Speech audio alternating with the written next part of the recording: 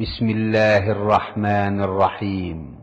পরম করুণাময় ও অসীম দয়ালু আল্লাহর নামে শুরু। আসসালামু আলাইকুম ওয়া রাহমাতুল্লাহি ওয়া বারাকাতুহু। ইন্নাল হামদালিল্লাহ নাহমাদুহু ওয়া নাস্তাঈনুহু ওয়া নাস্তাগফিরুহু ওয়া নাউযু বিল্লাহি মিন শুরুরি আনফুসিনা ওয়া মিন সাইয়্যাতি আমালিনা। মান ইয়াহদিহিল্লাহু ফালা মুদিল্লা লাহু ওয়া মান ইউদ্লিল ফালা হাদিয়া লাহু। ওয়া আশহাদু আল লা ইলাহা ইল্লাল্লাহু ওয়াহদাহু লা শারীকা লাহু ওয়া আশহাদু আন্না মুহাম্মাদান আবদুহু ওয়া রাসূলুহু সাল্লাল্লাহু তাআলা আলাইহি ওয়া আলা আলিহি ওয়া সাহবিহি ওয়া সাল্লামা তাসলিমান কাসীরা। আম্মা বাদ, ফাউযু বিল্লাহি মিনাশ শাইতানির রাজীম। বিসমিল্লাহির রহমানির রহিম। ওয়াল আসরি ইন্নাল ইনসানা লাফী খুসর ইল্লাল্লাযীনা আমানু ওয়া আমিলুস সালিহাত ওয়া তাওয়াসাউ বিল হাক্কি ওয়া তাওয়াসাউ বিস সবর। আল্লাহ রাব্বুল আলামিনের যাবতীয় প্রশংসা, যে মহান আল্লাহ আমাদের সৃষ্টি করেছেন এবং আমাদেরকে নির্দিষ্ট একটা সময় কাল সুযোগ দান করেছেন দুনিয়ায় ভালো কাজ করার জন্য, আর মন্দের রাস্তা সামনে খোলা আছে, স্বাধীন রেখেছেন আল্লাহ রাব্বুল আলামিন পরীক্ষা করার জন্য যে কে এমন আছে যে ভালো কাজ করে আর কে এমন যে মন্দ কাজে লিপ্ত হয়। লিয়াবলুয়াকুম আইয়ুকুম আহসানু আমালা। আল্লাহ রাব্বুল আলামিন হায়াত ও মওত সৃষ্টি করেছেন তোমাদের পরীক্ষার উদ্দেশ্যে। মহান আল্লাহ বলছেন যে তোমাদের মধ্যে কে কত ভালো কাজ করে আসে। এই কর্মজগৎ, এখানে মানুষকে আল্লাহ সৃষ্টি করেছেন যাতে করে মানুষ সার্বিক জীবনে সফলতা লাভ করতে পারে, চিরস্থায়ী জগতে আখিরাতে সম্মানিত হয়। কিন্তু অধিকাংশ মানুষ ক্ষতিগ্রস্ত। তবে তারাই ক্ষতিগ্রস্ত না যাদের চারটি সুন্দর বৈশিষ্ট্য আছে।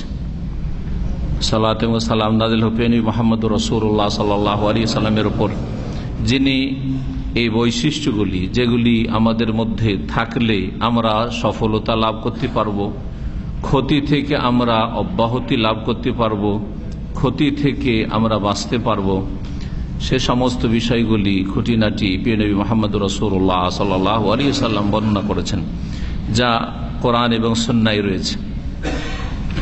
আজকে আমাদের তাফসীর হবে সূরাতুল আসরের। সূরাতুল আসর 1440 হিজরির আজকে 17 জামাদ আস-সানি, আর ইংরেজি তারিখ হচ্ছে 22 ফেব্রুয়ারি। আমরা এখন জুজে আম্মা বা আম্মা পাড়ার শেষ দিকে আছি। প্রতিদিন ছোট সূরা হওয়ার কারণে দুটি করে সূরার তাফসীর করব ইনশাআল্লাহ তাআলা। প্রথম তাফসীর আজকে করব সূরাতুল আসরের। আল্লাহ রাব্বুল আলামিন ইরশাদ করেছেন, বিসমিল্লাহির রহমানির রহিম, ওয়াল আসরি ইন্নাল ইনসানা লাফী খুসর। এই সূরার নাম হচ্ছে সূরাতু আল আসর। জি, আর এই সূরা হচ্ছে মক্কি সূরা। এই সূরা সবচাইতে ছোট যে সূরা রয়েছে সেই সূরাগুলির একটি, সূরাতুল আসর, সূরাতুল কাউসার। এই সূরাতে মাত্র কয়টি আয়াত রয়েছে? 3টি আয়াত রয়েছে, মাত্র 3টি আয়াত রয়েছে। এই সূরার নামকরণ হয়েছে সূরা আল আসর, প্রথম শব্দ দিয়ে। আল্লাহ রাব্বুল বলছেন ওয়াল আসরে দিয়ে শুরু হয়েছে, এই জন্য এর নাম হচ্ছে সূরা আল আসর। এই সূরা বড় গুরুত্বপূর্ণ সূরা, এত গুরুত্বপূর্ণ যে এই সূরাতে যে বিষয়বস্তুগুলি রয়েছে, এই সমস্ত বিষয়বস্তু হচ্ছে পুরো কোরআনে কারীমের বিষয়বস্তু, পুরো শরীয়তের বিধিবিধানের বিষয়বস্তু। কোরআন বা হাদিসে এই 4টি বিষয় বর্ণনা করা হয়েছে, যে 4টি বিষয় এই সূরায় রয়েছে, যার ফলে এই সূরা সম্পর্কে তাবরানীতে একটি হাদিস রয়েছে, যে হাদিসটি আব্দুল্লাহ বিন হাফস বর্ণনা করছেন। বলছে, কানা রাজুলান মিন আসহাবি রাসূলিল্লাহ সাল্লাল্লাহু আলাইহি ওয়াসাল্লাম ইযা ইলতাকায়া লাম ইফতারিকা ইল্লা আলা আন ইয়াকরা আহাদুহুমা আলাল আখিরি সূরাতুল আসর ইলা আখিরিহা। দুইজন সাহাবী ছিলেন রাসূলুল্লাহ সাল্লাল্লাহু আলাইহি ওয়াসাল্লামের। যে দুইজন সাহাবী একে অপরের বন্ধু, ঘনিষ্ঠ বন্ধুত্ব ছিল তাদের। যখনই দেখা সাক্ষাৎ হতো একের অপরের সাথে যখন দেখা সাক্ষাৎ হতো অতক্ষণ পর্যন্ত তারা সালাম দেওয়ার পরে সাক্ষাতের পরে পৃথক হতেন না, আলাদা হতেন না, যতক্ষণ পর্যন্ত একজন আর একজনকে সূরাতুল আসর পাঠ করে না শোনাইত। সূরাতুল আসর পাঠ করে শোনাইতেন। আজকাল যদি সূরাতুল আসর পাঠ করে শোনানো হয় তো আমরা অনারবদের জন্য তো মন্ত্রই হইল। এই তো একটু আগে সূরাতুল আসর তো পড়লাম, হ্যাঁ, বরং তেলাওয়াতকারী তেলাওয়াত করছে, আপনারা গল্পে মেতে আছেন, সুবহানাল্লাহ, বুঝছেন না। যার ফলে ইমান দুর্বল হয়ে যাওয়ার কারণে যাদের মাতৃভাষা আরবি তাদের অবস্থা কাছাকাছি। সূরাতুল আসর যদি পাঠও করা হয় তার সাথে কোন রকমের তার যে একটা প্রতিক্রিয়া হচ্ছে, তার যে অবস্থার একটা পরিবর্তন ঘটছে, তার মধ্যে একটা ইমানি দিনী চেতনা জাগছে, এমন কিছুই না, মনে হচ্ছে কিছুই না, তার কিছুই না। সুবহানাল্লাহ, ইমান মানুষের যখন দুর্বল হয়ে যায় তখন মানুষ যতই ভালো কথা শোনানো হোক, আল্লাহ রাব্বুল কথা শোনানো হোক, রাসূলুল্লাহ সাল্লাল্লাহু আলাইহি ওয়াসাল্লাম কথা শোনানো হোক, যতই মূল্যবান কথা শোনানো হোক, যতই গুরুত্বপূর্ণ কথা শোনানো হোক, কোনো পরিবর্তন নেই, কোনো পরিবর্তন নেই। এই জন্য একই কথা থেকে অনেকে অনেক বেশি লাভবান হচ্ছে, অনেকে সামান্য লাভবান হচ্ছে, অনেকেই কিছুই লাভ হাসিল করে না, অনেকেই ক্ষতিগ্রস্ত, ভালো কথা শুনেও ক্ষতিগ্রস্ত। ওয়ালা ইয়াজিদুল জালিমিনা ইল্লা খাসারা। এই জন্য আল্লাহ কোরআনে কারীম সম্পর্কে বলছেন যে কোরআনে কারীম তো শেফা এবং রহমত কার জন্য? মুমিনদের জন্য, সত্যিকার ইমানদারদের জন্য। আর জালেমদের কোরআন নাজিল হয়ে বা কোরআন তাদের কাছে আসার পরে তাদের খাসারা বৃদ্ধি পায়। যে খাসারা শব্দটি ওখানে এসছে, ওয়ালা ইয়াজিদুল জালিমিনা ইল্লা খাসারা। আর এখানে এসছে ওয়াল আসরি ইন্নাল ইনসানা লাফি খুসরিন। খুসরুন ও মাসদার আর খাসারাতুন ও মাসদার, দুটোই আরবি গ্রামারে মাসদার শব্দ।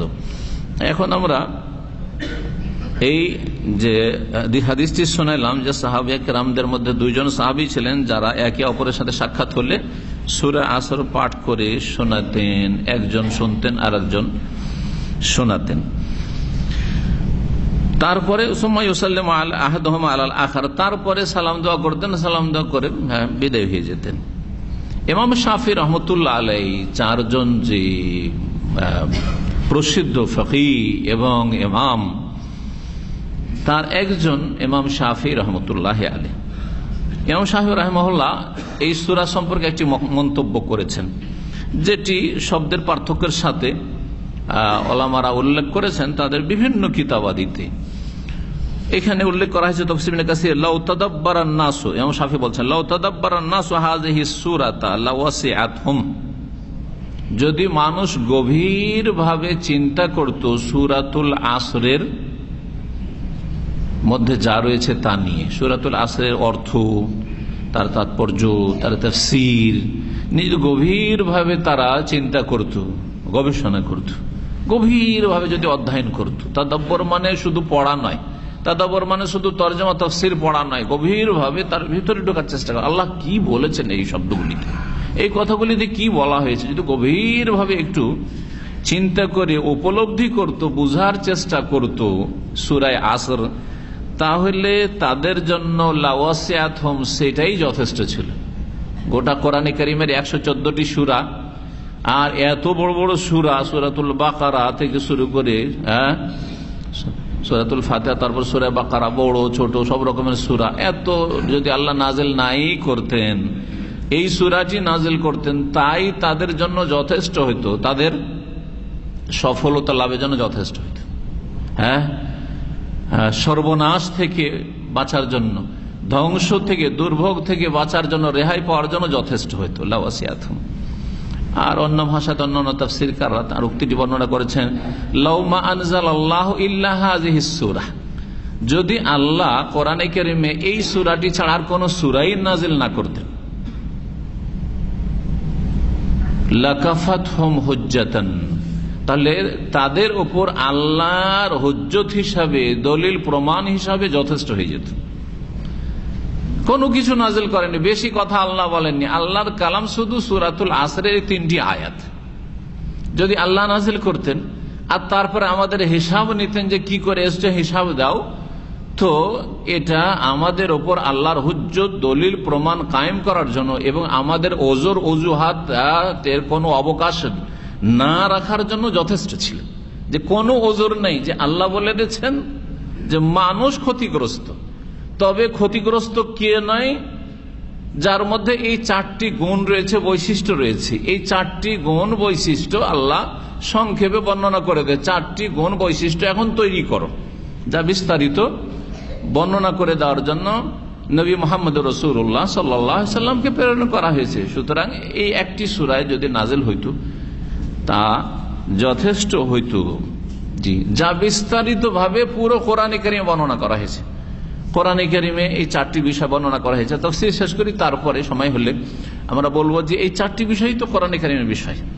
আল্লাহ বলছেন ওয়াল আসরি, রায়ে কাসরা হয়েছে, জের হয়েছে, কেন? ওয়াও হারফে জার, 17টি যে হারফে জার রয়েছে প্রসিদ্ধ, তার একটি হচ্ছে ওয়াও। ওয়াও মানে কি? এবং ওয়াও যদি আতেফা হয়, কতবার বলে এর আগে বলছে, ওয়াও যদি হারফে আতফ হয়, হারফে আতফ 10টি, যদি হারফে আতফ হয় ওয়াও, তাহলে তখন এবং এর অর্থ হবে, যেমন আল্লাহু বিমা তা'মালুনা খবীর, আগের কথার সাথে মিলিয়ে আল্লাহ বলছেন এবং আল্লাহ তোমরা যা কিছু করো সে সম্পর্কে সূক্ষ্ম খবর রাখেন। আল্লাহ হয়েছে, এখন আল্লাহে হয়নি, তো এটা হচ্ছে ওয়াও হারফে আতিফা বা আতিফ, এবং এর অর্থ।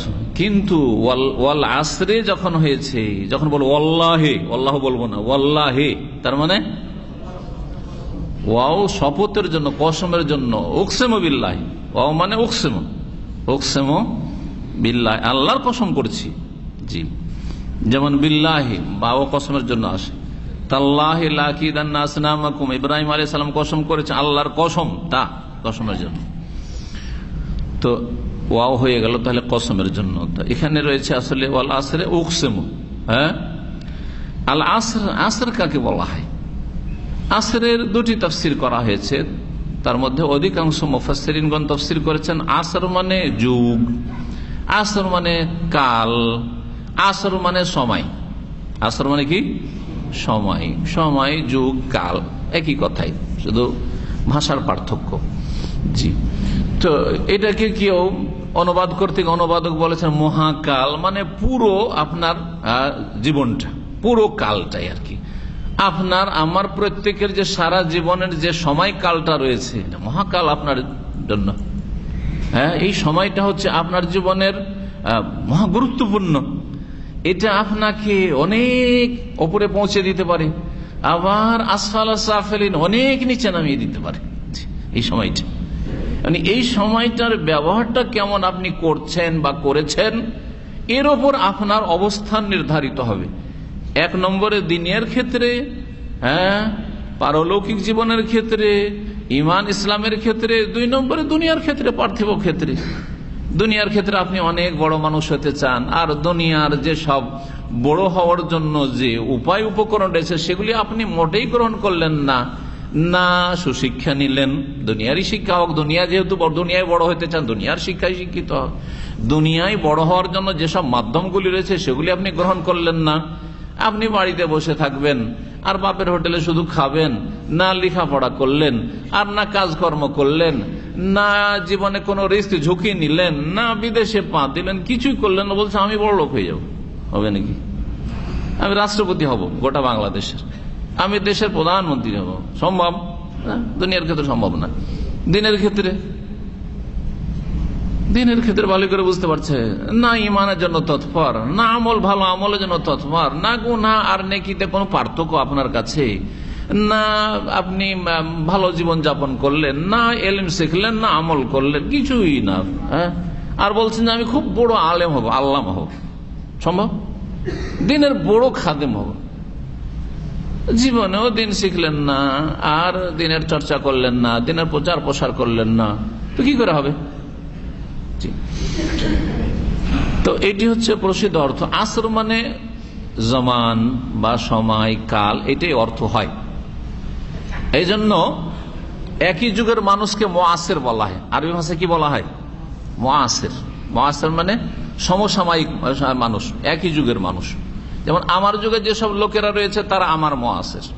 জি হ্যাঁ, ইমাম আবু হানিফা রাহিমাহুল্লাহর যুগে যেসব লোকেরা ছিলেন ইমাম আবু হানিফার মুআসির। হ্যাঁ, ওনার সময়ের মানুষরা যারা, জি ওনার সময়ের আলেম। ইমাম বুখারী রাহিমাহুল্লাহর যুগে যেসব আলেম ওলামা আইম্মায়ে কেরাম ছিলেন তারা ওনার মুআসির। আসর শব্দটি আজকাল সময়ের ক্ষেত্রে, কালের ক্ষেত্রে ব্যবহার করা হয় ব্যাপক হারে, পত্র পত্রিকায় ব্যবহার করা হয়। এই জন্য আমরা যেটা বলি নব্য যুগ বলছি না, হ্যাঁ নতুন যুগের মানুষ আমরা, হ্যাঁ নব্য যুগের মানুষ, হ্যাঁ মডার্ন আপনার এজ যেটাকে বলা হচ্ছে। তো এটাকে আল আসরুল হাদিস বা আল আসরুর রাহিন, বর্তমান যুগটা এইরকম বলছি, এই আল আসরুর রাহিন বা আল আসরুল হাদিস। আসর মানে তাহলে সময়কাল, এটা হচ্ছে অধিকাংশ মুফাসসিরিনগণের তাফসীর। দ্বিতীয় তাফসীর হচ্ছে আসর মানে দিনের মধ্যে বিশেষ একটা সময় আছে যেই সময়টাকে আসর বলা হয়, সেটা হচ্ছে আল আশি, বৈকাল বেলা। আসর কখন হয়? বৈকাল বেলা হয়। অনেক মানুষ কিন্তু এটা কি বুঝেন যে এই আসর মানে শুধু আসরের সময়টা।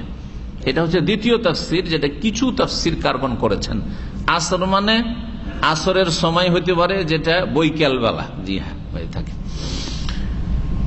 আর কয়েক ঘন্টা যেটা সময়কাল হচ্ছে প্রতিদিন কয়েক ঘন্টা আসে, জি হ্যাঁ সেটা হচ্ছে আসরের সময়। ধরেন আজকাল আসর শুরু হচ্ছে কখন, ধরেন 3টে ধরলাম, 3টে থেকে 5টা পর্যন্ত এই সময়টা হচ্ছে আসর, তাই আসরের সময়, তাই না? মোটামুটি ধরে নিলাম যে আসরের সময়, সেটা প্রথম সময়, শেষ সময়, মাঝামাঝি সময়, আসরের সময়। এটা সময়ের দিক থেকে হইল। যারা বলছেন এই দিনের বিশেষ এই আসর বোঝানো হয়েছে, তারা আবার বলছেন এইটা আসরের সময় বোঝানো, আসরের সলাতকে বোঝানো হয়েছে।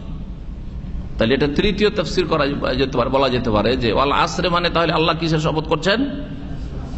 আসরের সলাত, নামাজের কসম, অথবা প্রতিদিন যে আসরের সময় হয় এই সময়টার কসম, বৈকাল বেলা আসরের সময়ের কসম। আর প্রথম তাফসীর হলো আসর মানে মহাকালের শপথ, যুগের শপথ, সময়ের শপথ, যে কোনো সময়ের শপথ, হ্যাঁ আসর যুগের শপথ, কালের শপথ। এটা হলো কসম। তাহলে কসমের জাযা বা জবাব কি জন্য আল্লাহ কসম করেছেন? হ্যাঁ এটা হচ্ছে যখন কসম, হ্যাঁ মাকসাম বিহি, যার কসম করেছেন, তো মাকসাম আলী কিসের ওপর, কোন বিষয়টির ওপর আল্লাহ কসম করেছেন? যে বিষয়টির উপর আল্লাহ শপথ করেছে সেটা হচ্ছে ইন্নাল ইনসানা লাফি খুসর। আমি আল্লাহ, আল্লাহ বলছেন আমি আল্লাহ শপথ করে বলছি, কিসের? সময়কালের শপথ করে বলছি। আল্লাহ রব্বুল আলামিন, আল্লাহ ছাড়া তার সৃষ্টি সবই আল্লাহর সৃষ্টি, তাই না? আল্লাহ ছাড়া বাকি যা আছে তাই আল্লাহর সৃষ্টি। তাহলে সৃষ্টির মধ্য থেকে যেই বিষয় বা বস্তুটির গুরুত্ব দেখাতে চান তার কসম করে থাকেন, কখনো আসরের, তো কখনো ওয়াল ফজরে, কখনো ওয়াল লাইলে, কখনো ওয়ান নাহারে, তাই না? হ্যাঁ এইভাবে কসম করেছেন আল্লাহ রাব্বুল আলামিন। মানুষের জন্য কি নির্দেশ আল্লাহর? আল্লাহ সৃষ্টির কসম করতে পারবে? পারবে না? পারবে না? আল্লাহর সৃষ্টির কসম করতে আপনি পারবেন না? পারবেন না? জায়েজ না হারাম? হারাম, শিরক। জি, মান হালাফা বিগাইরিল্লাহি ফাকাদ, আল্লাহ ছাড়া কেউ যদি অন্যের কসম করে তাহলে সে কি করলো? শিরক করলো। সেটা ছোট শিরক হইতে পারে, আবার বড় শিরক হইতে পারে। যদি আল্লাহর মতো, আল্লাহ সমকক্ষ সমতুল্য ধারণা করে কসম করে তাহলে সেটা বড় শিরক হবে। ধরেন আপনি বাপের কসম করছেন, আমি মায়ের কসম করছি, বলছেন আমাদের দেশের লোকেরা দানা ছুঁয়ে কসম করছি, বলে আমাদের চোখে হাত দিয়ে কসম করছি, করে না আমাদের দেশের লোকেরা? মাটি ছুঁয়ে, মাটি মিলবে না, মাটি ছুঁয়ে কসম করছি, এগুলো বাঙালি কসম, এগুলো হচ্ছে আমাদের দেশি কসম, ছোট থেকে শুনে এসেছি। এসব শিরকি কসম এত ব্যাপক হারে ছড়িয়ে আছে, আল্লাহ হেফাজত করে। দিনের জ্ঞান না থাকলে এইগুলো করতে করতে সারা জীবন কত লোক যে মরে গেছে দুনিয়া থেকে, অথচ মুসলিম। এসব শিরকি কথা বললে, শিরকি কসম করি। তো এই যে কসম, এটা ছোট শিরক হবে যদি আপনার বাপকে, আপনার মাকে যার কসম করছেন, আপনার দানাকে, রুজিকে আল্লাহর সমকক্ষ সমতুল্য ওইরকম না মনে করে, ওইরকম গুরুত্বপূর্ণ না মনে করেন, মনে করছেন যে এগুলো কসম করলে জানার নেই, অজ্ঞতার কারণে কসম করে নিয়েছেন, তাহলে ছোট শিরক।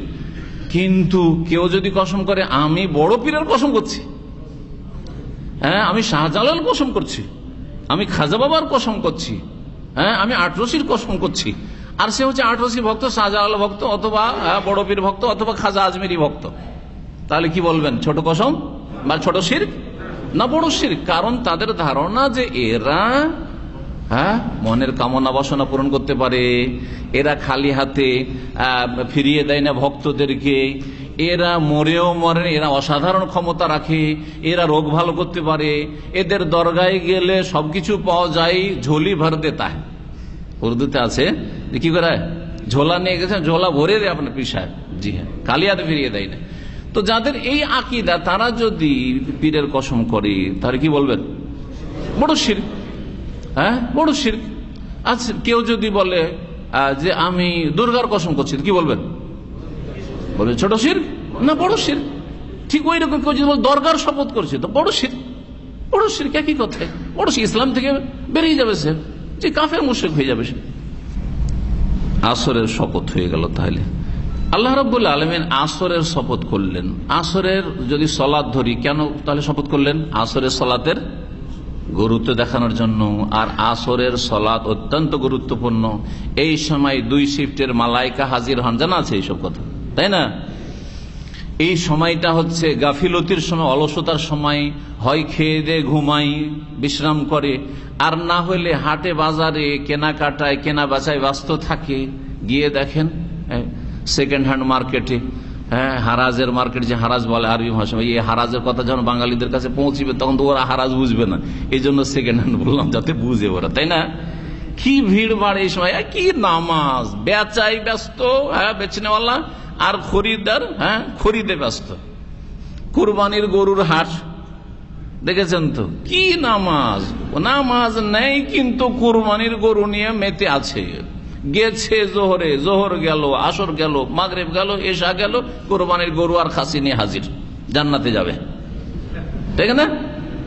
কখনো জান্নাতে যেতে পারবে না এই সুন্নত কুরবানি দিয়ে। জি, যার ফরজ নাই তার সুন্নতে মুআক্কাদা দিয়ে কখনো জান্নাত পাওয়া যাবে না। ভালো করে শুনে রাখেন। জি, আগে ফরজ, আগে ফরজ। ইসলামের জ্ঞান যদি থাকতো তাহলে যেটা আগে সেটা আগে করতো, যেটা পরে সেটা পরে করতো। আগে আমার আসরের নামাজ পড়া, আসরের নামাজ পড়িনি, তারপরে কেনাকাটা করব, গরু পাবো, পাবো না পেলে আল্লাহ জানছেন, আমি পেলাম না গরু, আমার কুরবানি হইল না, অসুবিধাটা কি? এই ছিল আসর। তাহলে আসরের সলাতের গুরুত্ব দেখিয়েছেন, আসরের সময়টারও গুরুত্ব দেখিয়েছেন। তারপরে সময়কালের গুরুত্ব বললাম, যে সময়কালের কত গুরুত্ব। চিন্তা করেন, ছাত্র জীবনে যারা লেখাপড়া করে নিয়েছে, লেখাপড়া হয়ে গেছে, এখন কত হা হুতাশ করছে, হাই হাই যদি আমি লেখাপড়া করতাম তাহলে এত কষ্টের কাজ করতে হইতো না।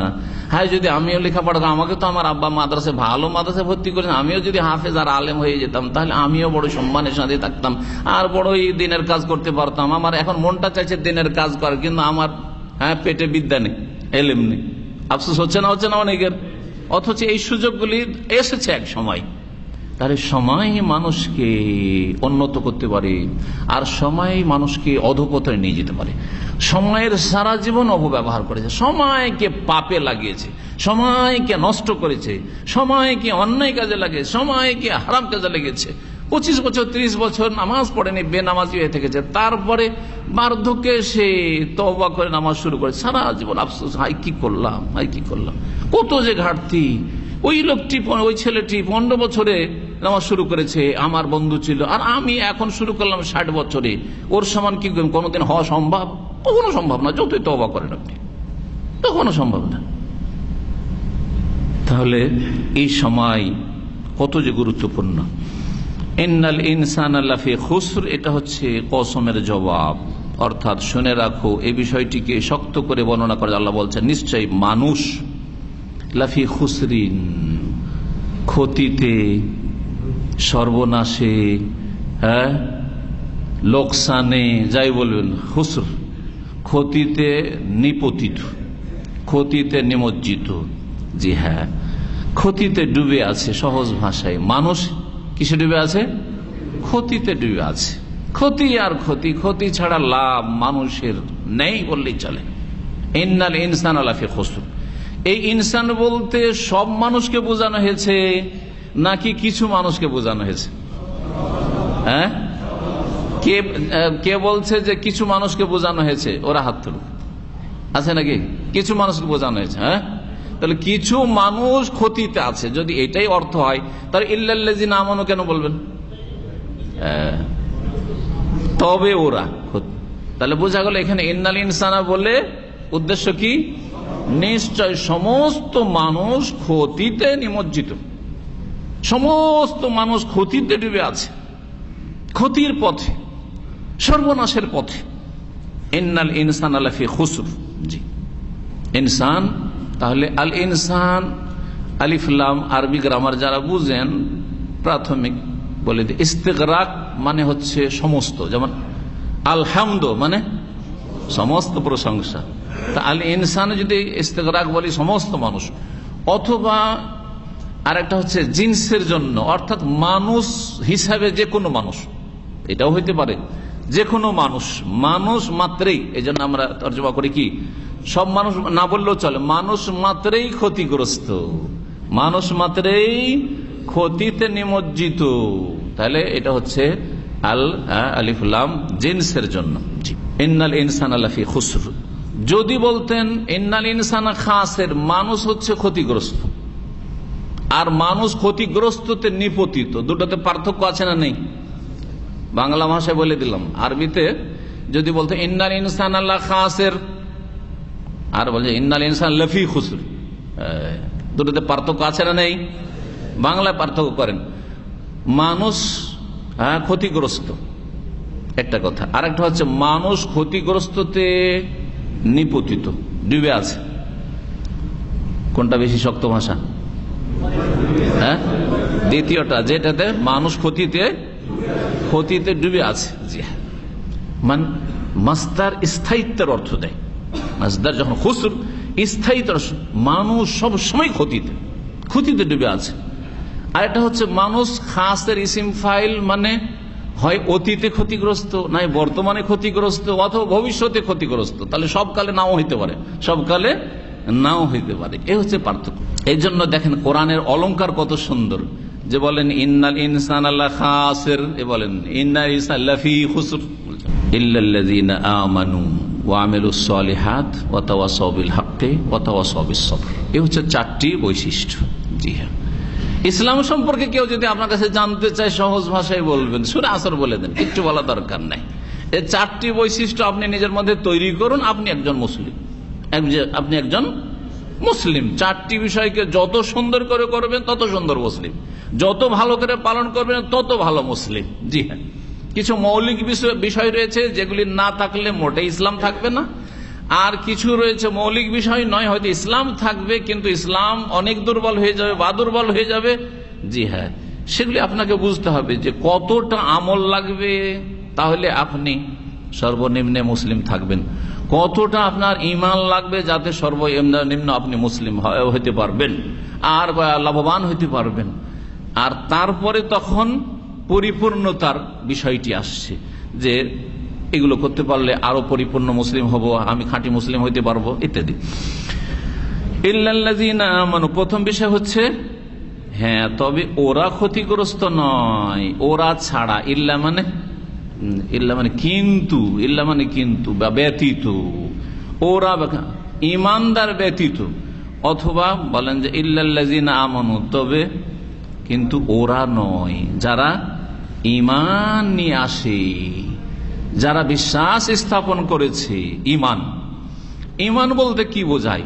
ঈমানের শাব্দিক অর্থ সম্পর্কে শাইখুল ইসলাম ইবনে তাইমিয়া রাহিমাহুল্লাহ মাজমুআ ফাতাওয়ার 7ম খণ্ডে বলেছেন যে ঈমান হচ্ছে আল ইজআন, তাসদিক না। অনেক লোকেরাই শাব্দিক অর্থকে তাসদিক বলেছেন, কিন্তু বিশ্বাস শুধু যথেষ্ট, সাথে সাথে ইজআন, তাসদিক মানে বিশ্বাস, আর তার সাথে ইজআন মানে স্বীকৃতি দান করা। যদি আপনি ভিতরে কোনো কথাকে বিশ্বাস করে কি দিয়ে? অন্তর দিয়ে বিশ্বাস করছেন, কিন্তু আপনি স্বীকৃতি দিচ্ছেন না, আপনি বলছেন না না না না, ওটাকে আপনি স্বীকার করছেন না, তাহলে আপনি ঈমানদার হলেন না। তো ঈমানের শাব্দিক অর্থ হচ্ছে বিশ্বাসের সাথে সাথে কি করা? ইজআন মানে স্বীকৃতি দান করা। যখন আপনি স্বীকার করবেন, তাহলে একজন মানুষ তখনই মুসলিম হবে যখন অন্তরের বিশ্বাসের সাথে সাথে সে স্বীকৃতি দান করবে যে আমি স্বীকার করছি। আমি স্বীকার করছি, ইসলামকে স্বীকার করছি, ইমানের যে বিষয়গুলি সেগুলি আমি স্বীকৃতি দান করছি, ইসলামের বিধিবিধানকে স্বীকৃতি দান করছি, ওহীকে আমি স্বীকৃতি দান করছি, আমি কোরআন সুন্নাহকে স্বীকৃতি দান করছি, নবী করিম সাল্লাল্লাহু আলাইহি ওয়াসাল্লামের আদর্শকে আমি সেই স্বীকার করছি, স্বীকৃতি দান করছি, তাহলে আপনি মুমিন মুসলিম। জি, তো এই স্বীকৃতি দান করা অবশ্যই হতে হবে। শুধু অন্তরে বিশ্বাস যথেষ্ট না, ইমান নাই। অন্তরে বিশ্বাস আছে, বহু লোকের অন্তরে বিশ্বাস আছে, কিন্তু স্বীকৃতি দান করে না। ইসলাম কিন্তু খুব ভালো ধর্ম। ইসলামের প্রশংসা অমুসলিমদের কাছ থেকে শোনেন না? যুগে যুগে অমুসলিমরা প্রশংসা করেছে ইসলামের, তো বলবেন যে তার মধ্যে ইমান ছিল নাকি? না, স্বীকৃতি ছিল না, যে স্বীকৃতি ছিল না, সুতরাং সেটা ইমান নয়। তার অন্তরে বিশ্বাস থাকলেও সেটা যেহেতু স্বীকৃতি হয়নি, সেই জন্য সেটা ইমান নয়। এ তো আবিধানিক বা শাব্দিক অর্থ হইল, কিন্তু পারিভাষিক অর্থ তিনটি বিষয়ের সমষ্টির নাম ইমান। তিনটি বিষয়ের সমষ্টির, তাসদীক বিল জানান বা তাসদীক বিল কলব, হৃদয় অন্তর থেকে বিশ্বাস স্থাপন করা। প্রথম অন্তরে বিশ্বাস করতে হবে। কি বিশ্বাস করবেন? যা মহান আল্লাহ এবং তার প্রিয় রাসূল সাল্লাল্লাহু আলাইহি ওয়াসাল্লাম বিশ্বাস করতে বলেছে, যা বিশ্বাস করতে বলেছেন তা বিশ্বাস করবেন। যা বিশ্বাস করতে বলেননি বিনা দলিলে বিশ্বাস করবেন না। আর যা আল্লাহ এবং তার রাসূল বিশ্বাস করতে বলেছেন সেই ক্ষেত্রে কোনো রকমের দ্বিধা করবেন না, কোনো ঘাটতি করবেন না। কম নয় বিশ্বাসের ক্ষেত্রে, আর বেশিও নয়। কারণ বেদাতীরা অনেক উদ্ভট কথাই বিশ্বাস করে, তাই না? সেটা ঈমান নয়। জি হ্যাঁ, এইরকমই যারা মুনাফিক অথবা যারা হচ্ছে নাস্তিক, যারা বেদিন, তারা অনেক কিছু ইসলামে বিশ্বাস করে না। আমি জিনকে বিশ্বাস করি না, বলেন অনেক। হ্যাঁ, আমি শয়তান বিশ্বাস করি না, তাহলে কোরআন বিশ্বাস করলো না। সে সূরা জিন একটা সূরাই আছে। মালাইকা বিশ্বাস করি না, বিশ্বাস কাফের তাহলে। জি হ্যাঁ, কবর আযাব বিশ্বাস করি না, গেল সব শেষ, একটাও অবিশ্বাস করলেই হলো। আবার বিদাতি বলছে ওলি আউলিয়ারা অসাধারণ ক্ষমতা রাখে, এটাও বিশ্বাস করে। হ্যাঁ, বাবার কাছে গেলে সবকিছুই পাওয়া যায়, বিশ্বাস করে। কুফরি বিশ্বাস, শিরকি বিশ্বাস। তাহলে বিশ্বাসে বাড়ানো যাবে না, কমানো যাবে না, যা ওহীতে আছে তাই বিশ্বাস করতে। ইল্লাল্লাযীনা আমানু, যখন ঈমানের কথা আসবে অন্তরের বিশ্বাস এক। 2 নম্বর হচ্ছে ওয়াল ইকরারু বিল লিসান, জবান দ্বারা ইকরার অঙ্গীকার করা, আশহাদু আল্লা ইলাহা ইল্লাল্লাহ ওয়া আশহাদু আন্না মুহাম্মাদান রাসূলুল্লাহ। অন্তরে বিশ্বাস করার পরে এই শাহাদাতের কি করবে? ইকরার করবে। ওয়া আমালুন বিল জাওয়ারিহ, হ্যাঁ কি আমাল বিল আরকান, অঙ্গ প্রত্যঙ্গ দিয়ে আমল করতে হবে। গোটা শরীরকে লাগাইতে হবে সালাতে, 5 ওয়াক্ত সালাতে। হ্যাঁ, তারপরে দৈহিক ইবাদত হচ্ছে সিয়াম, রোজা।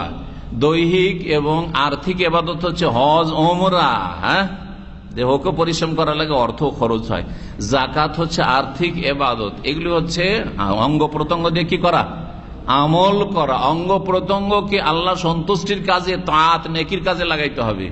এবং ইজতেনাবুল মুহাররামাত, হারাম নাজায়েজ কাজ থেকে অঙ্গ প্রত্যঙ্গকে বাঁচাইতে হবে। জি হ্যাঁ, এটা হচ্ছে তৃতীয় স্টেজ। তাহলে ঈমানের প্রথম হচ্ছে আত-তাসদীক বিল জানান, তারপরে ওয়াল ইকরার বিল লিসান, ওয়াল আমালু বিল আরকান। ভালো করে মনে রাখবেন এই 3টি বিষয়।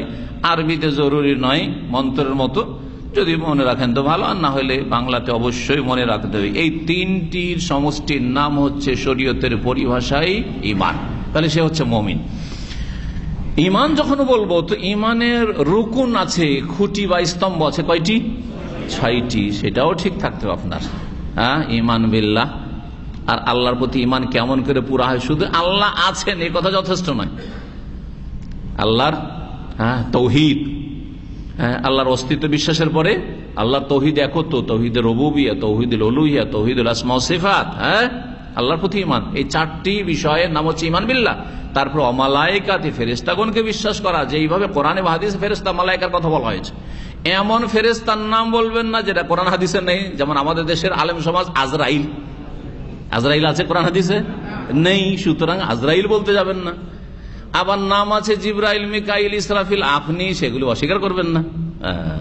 নাম ধরে যতটা জানা আছে নাম ধরে, নাম জানা নেই অসংখ্য মালাইকা আছে আল্লাহর, ও মালাইকাতে, এবং বিভিন্ন কাজে লাগানো আছে তাদেরকে। তাদের সম্পর্কে কোরআন হাদিসে যতটা গুণাবলী বর্ণনা করা হয়েছে তা আমরা বিশ্বাস করি, যা বলা হয়নি জানি না। তারপরে ওয়া কুতুবিহি আমানতু বিল মালাইকাতিহি ওয়া কুতুবিহি, আল্লাহর আসমানি কিতাব সমূহের প্রতি বিশ্বাস, যেগুলি আসমানি কিতাব ছিল। তবে শেষ কিতাব আল কোরআনুল কারীম সেটি হচ্ছে সুরক্ষিত, বাকিগুলো অরক্ষিত, সেগুলিতে বিকৃতি ঘটে গেছে বা সেগুলি বিকৃত হয়ে গেছে, হ্যাঁ, এবং সেগুলি রহিত হয়েছে, সেগুলো বিকৃত তার সাথে সাথে রহিতকৃত, মনসুখ করে দেওয়া হয়েছে। কোরআনের সবগুলি বিধানের বাস্তবায়ন করতে হবে, এটা হচ্ছে কোরআনের প্রতি ঈমান, কিতাবের প্রতি ঈমান অন্তর্ভুক্ত। আর আগের কিতাবগুলি আল্লাহর আসমানি কিতাব ছিল, এতটা বিশ্বাস যথেষ্ট। ও কুতুবিহি ও রসুলি, রসুলগণ সব রসুলকে বিশ্বাস করতে হবে রসুল হিসাবে, লা নুফাররিকু বাইনা আহাদিন মির রাসূল। তবে শেষ রাসূল মুহাম্মদ সাল্লাল্লাহু আলাইহি ওয়াসাল্লামের নিয়ে আসা আদর্শ জীবনের প্রতিটি ক্ষেত্রে বাস্তবায়ন করতে, পালন করতে হবে। জি হ্যাঁ, এটা হচ্ছে বিস্তারিত ডিটেলস নবীর প্রতি বিশ্বাস। তারপরে 5 নম্বরে ওয়াল ইয়াউমিল আখির, পরকালের প্রতি বিশ্বাস। মরণ থেকে শুরু করে জান্নাত জাহান্নাম যাওয়া পর্যন্ত যা কিছু কোরআনে এবং হাদিসে বর্ণনা করা হয়েছে, যতগুলি স্তরে সবগুলি বিশ্বাস করতে হবে, যা যেইভাবে কোরআন এবং হাদিসে বলা হয়েছে। যা নেই তা বিশ্বাস করবেন না।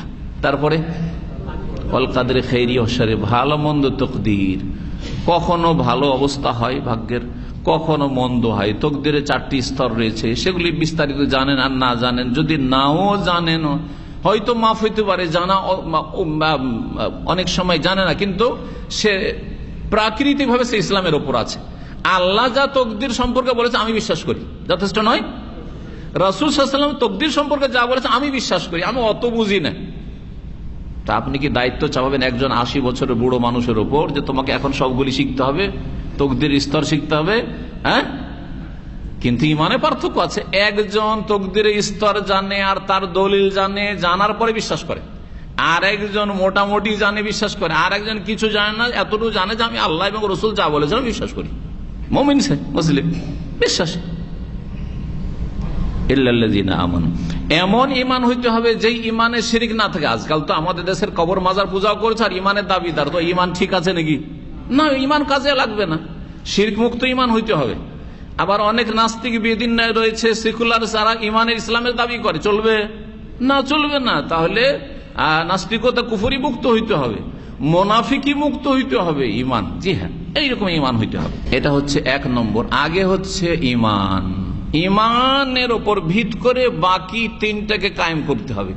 ঈমান যদি না থাকে, যে ঈমান বললাম, আর ঈমানে যদি গলত থাকে, ভেজাল থাকে, আর বাকিগুলো ঠিক থাকে, কোনো কাজে আসবে না। 2 নম্বরে ক্ষতি থেকে মুক্তি লাভের উপায় হচ্ছে ওয়ামেলুস সলিহাত, আর যারা ভালো কাজগুলি করে। হ্যাঁ, সলিহাত সলেহনের বহুবচন বা সলেহাতনের বহুবচন। তাহলে বোঝা গেল 1-2 ভালো কাজ চলবে না। হ্যাঁ, যতগুলি ভালো কাজ আল্লাহ বলেছেন, তার রাসূল সাল্লাল্লাহু আলাইহি ওয়াসাল্লাম বলেছেন, ভালো কাজগুলি কি করতে হবে? আমেলু, আমল করতে হবে, পালন করতে হবে। ভালো কাজ হচ্ছে যে কোনো নেকির কাজ করা, এটা হচ্ছে পজিটিভ, ইতিবাচক। ভালো কাজ হচ্ছে গুনহার কাজগুলি থেকে, পাপাচার থেকে বেঁচে থাকা, সেটাও ভালো কাজ। আপনি যে অন্যায় কথা কাজ থেকে বেঁচে আছেন, এটা ভালো কাজ না? লোকটা ভালো, কারণ কোনো অন্যায় করে না, বলি না? তাহলে নেগেটিভ ভালো কাজও আছে আর পজিটিভ ভালো কাজ আছে, দুটোই লাগবে। জি হ্যাঁ, এই দুটোর মাধ্যমে আল্লামা সাদি, মানে শেখ সাদি না, সৌদি আরবের শেখ ইবনে উসাইম রাহিমাহুল্লাহর ওস্তাদ ছিলেন, আব্দুর রহমান নাসির আস-সাদি, বড় মুফাসসির, বড় আলেম, ফকিহ ছিলেন। তো তিনি তার একটি তাফসীর করেছেন, তাফসীর আস-সাদি। তো এই তাফসীরে তিনি বলেছেন যে এই 4টি বৈশিষ্ট্যের 2টির মাধ্যমে ব্যক্তি জীবনের সংশোধন হয়। 2টির মাধ্যমে কি হয়? ব্যক্তি জীবনের সংশোধন। ঈমান এবং আমলের মাধ্যমে কি হয়? প্রত্যেকের ব্যক্তি জীবনের সংশোধন হয়। আর তৃতীয় আর চতুর্থ যে বৈশিষ্ট্য রয়েছে, 3 নম্বর 4 নম্বর, এই 2টির মাধ্যমে অন্যের সংশোধন সংস্কার হয়। তাহলে একা শুধু সংশোধিত হইলে হবে না, নিজে সংশোধন করতে হবে, নিজে ভালো মানুষ হইতে হবে, আর তারপরে নিজের আশেপাশে যারা আছে, নিজের সাথে সংশ্লিষ্ট যারা আছে, পরিবার পরিজন, আত্মীয় স্বজন, ভাষাভাষী, এলাকাবাসী, দেশবাসী, তাদের ক্ষেত্রে যথাসাধ্য আপনাকে এই ভালো কাজগুলি করতে হবে। সেগুলি হচ্ছে ওয়াতাওয়াসাউ বিল হাক্কি ওয়াতাওয়াসাউ বিস সবরি। এই 2টি কাজ। তাহলে 3 নম্বরে আসি এখন, ওয়াতাওয়াসাউ বিল হক। আর তারা, তাওয়াসা মানে কি?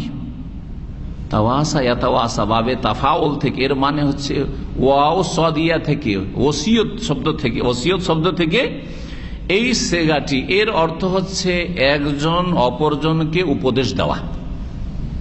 ওসিয়ত মানে নসিহত, ওসিয়ত মানে এখানে উপদেশ। আর উপদেশ যখন পরস্পরকে দেয়, আপনি আমাকে উপদেশ দিচ্ছেন, আমি আপনাকে উপদেশ দিচ্ছি, হ্যাঁ, বা আপনি আমার কাছ থেকে উপদেশ নিয়েছেন, আপনি গিয়ে আরেকজনকে উপদেশ দিচ্ছেন। আপনি আমার কাছ থেকে উপদেশ নিলেন, আর আপনি গিয়ে আপনার স্ত্রীকে, আপনার ছেলে মেয়েকে উপদেশ দিচ্ছেন, আপনি গিয়ে আপনার রুমমেটদেরকে উপদেশ দিচ্ছেন, আপনি আপনার জাতিকে, গ্রামবাসীকে উপদেশ দিচ্ছেন। এটা হচ্ছে তাওয়াসি। জি, একে অপরকে উপদেশ প্রদান করা। তাহলে জি হ্যাঁ, উপদেশ দিতে হবে, একজন অপরজনকে উপদেশ দেবে, এটি হচ্ছে তৃতীয় বৈশিষ্ট্য। কিসের উপদেশ? বিল হাক্কে, হকের, সত্যের। হক মানে সত্য, হক মানে সত্য, হক মানে বাস্তব। জি, হক হক কোন বাস্তব।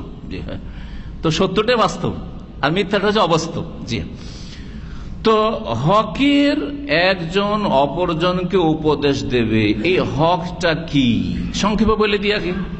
হক হচ্ছে বিশ্বাসের ক্ষেত্রে হক, এতেকাদের ক্ষেত্রে হক, হক হচ্ছে হ্যাঁ বলার ক্ষেত্রে, কথার ক্ষেত্রে হক।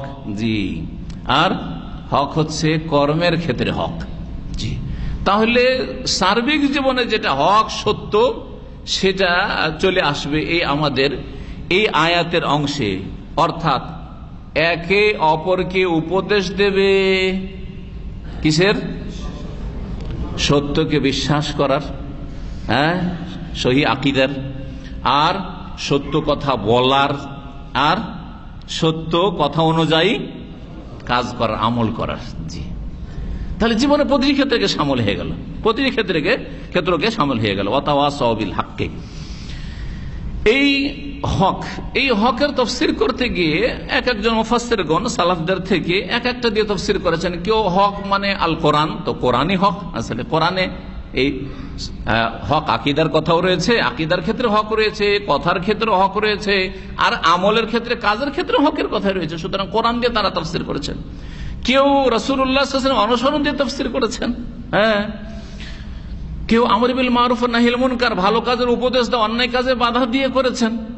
একে অপরকে উপদেশ দেবে, তাহলে কি উপদেশ দেবে আর নিজে ভালো কাজ করবে না? ভালো কাজের কথা তো আসলো, নিজে ভালো কাজ করছে, এটাই তো হক। আমালুস সালেহ 2 নম্বর বৈশিষ্ট্য হয়ে গেল।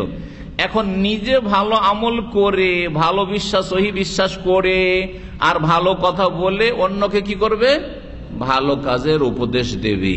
এর মাধ্যমে পরিবারের সংশোধন হবে, সমাজের সংশোধন হবে, দেশের সংশোধন হবে, সারা বিশ্বের মানবতার সংশোধন হবে। ওয়াতাওয়াসাউ বিল হক, এটা করতে হবে।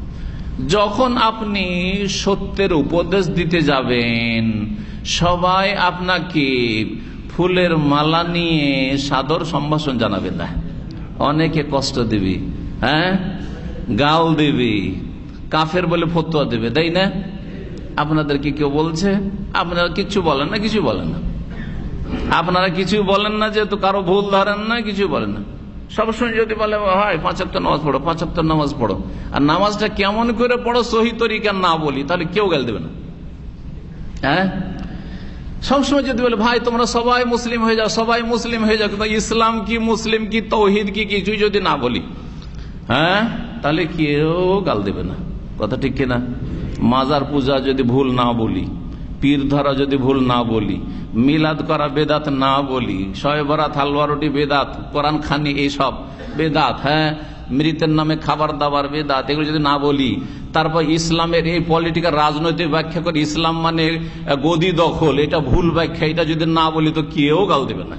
বলছে সবটাই ঠিক ভাই, আপনারা একটা কাজ করছেন, আমরা একটা কাজ করছি, আমরা ইসলামিক সেন্টারে কাজ করি, আপনারা গদি দখল করে ইসলাম কায়েম করেন, আর আপনারা চিল্লা দিয়ে দিয়ে ইসলাম কায়েম করেন, আপনারা মাজারগুলির খেদমত করে ওরস লাগিয়ে ইসলাম কায়েম করেন, সবাই আপন আপন জায়গায় ঠিক, তাহলে কেউ গাল দিবে না।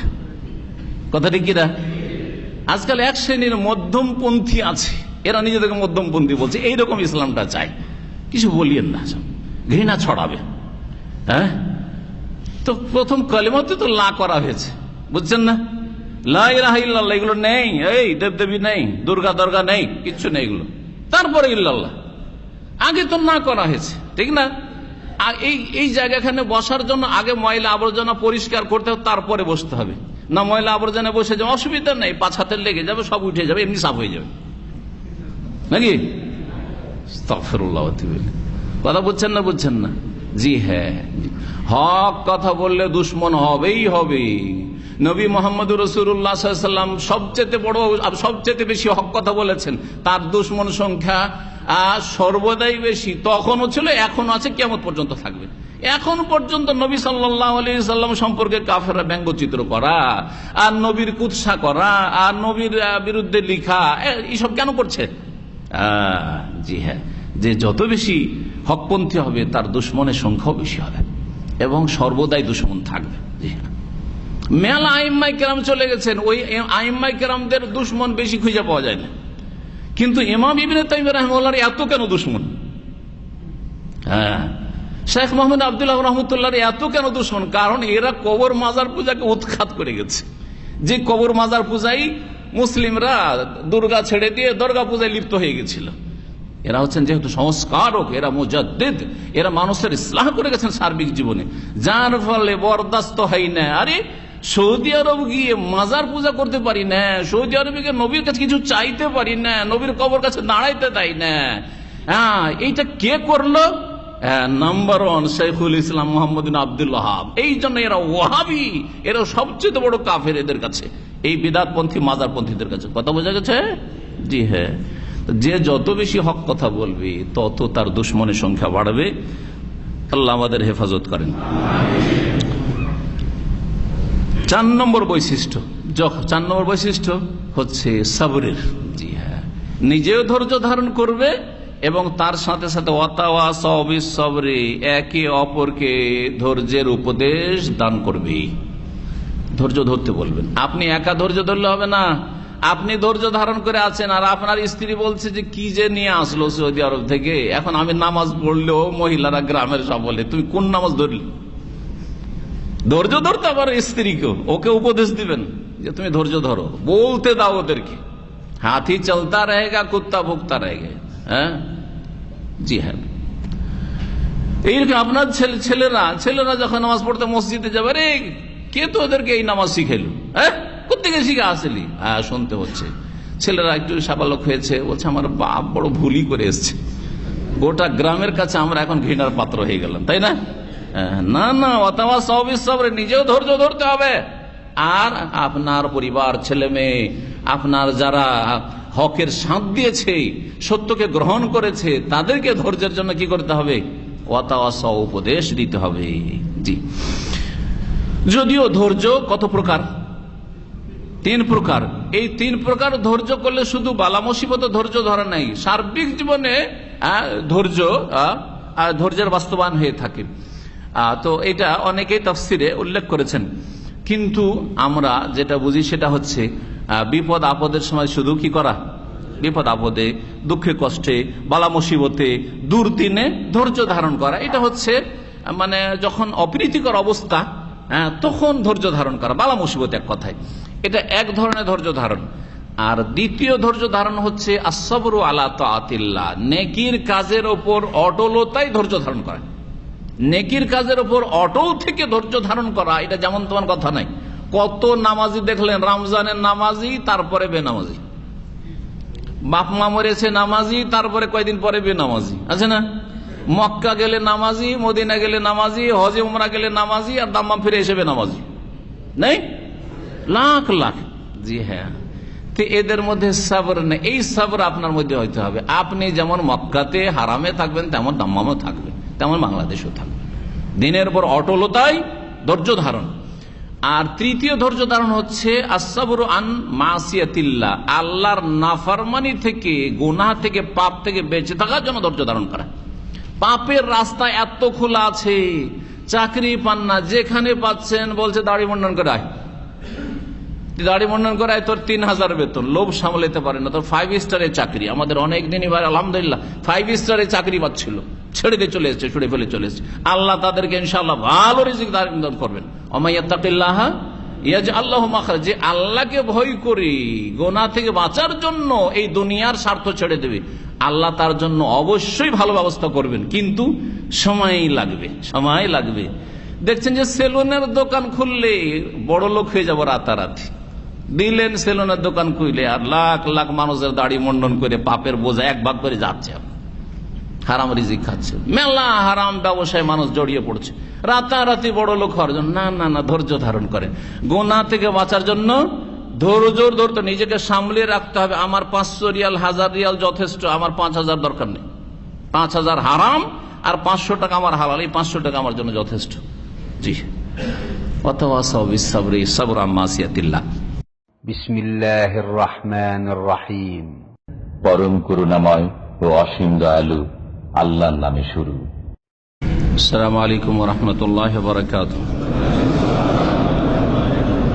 ইন্নাল হামদালিল্লাহ নাহমাদুহু ওয়া নাস্তাঈনুহু ওয়া নাস্তাগফিরুহু ওয়া নাউযু বিল্লাহি মিন শুরুরি আনফুসিনা ওয়া মিন সাইয়্যাতি আমালিনা। মান ইয়াহদিহিল্লাহু ফালা মুদিল্লা লাহু ওয়া মান ইউদ্লিল ফালা হাদিয়া লাহু। ওয়া আশহাদু আল লা ইলাহা ইল্লাল্লাহু ওয়াহদাহু লা শারীকা লাহু ওয়া আশহাদু আন্না মুহাম্মাদান আবদুহু ওয়া রাসূলুহু সাল্লাল্লাহু তাআলা আলাইহি ওয়া আলা আলিহি ওয়া সাহবিহি ওয়া সাল্লামা তাসলিমান কাসীরা।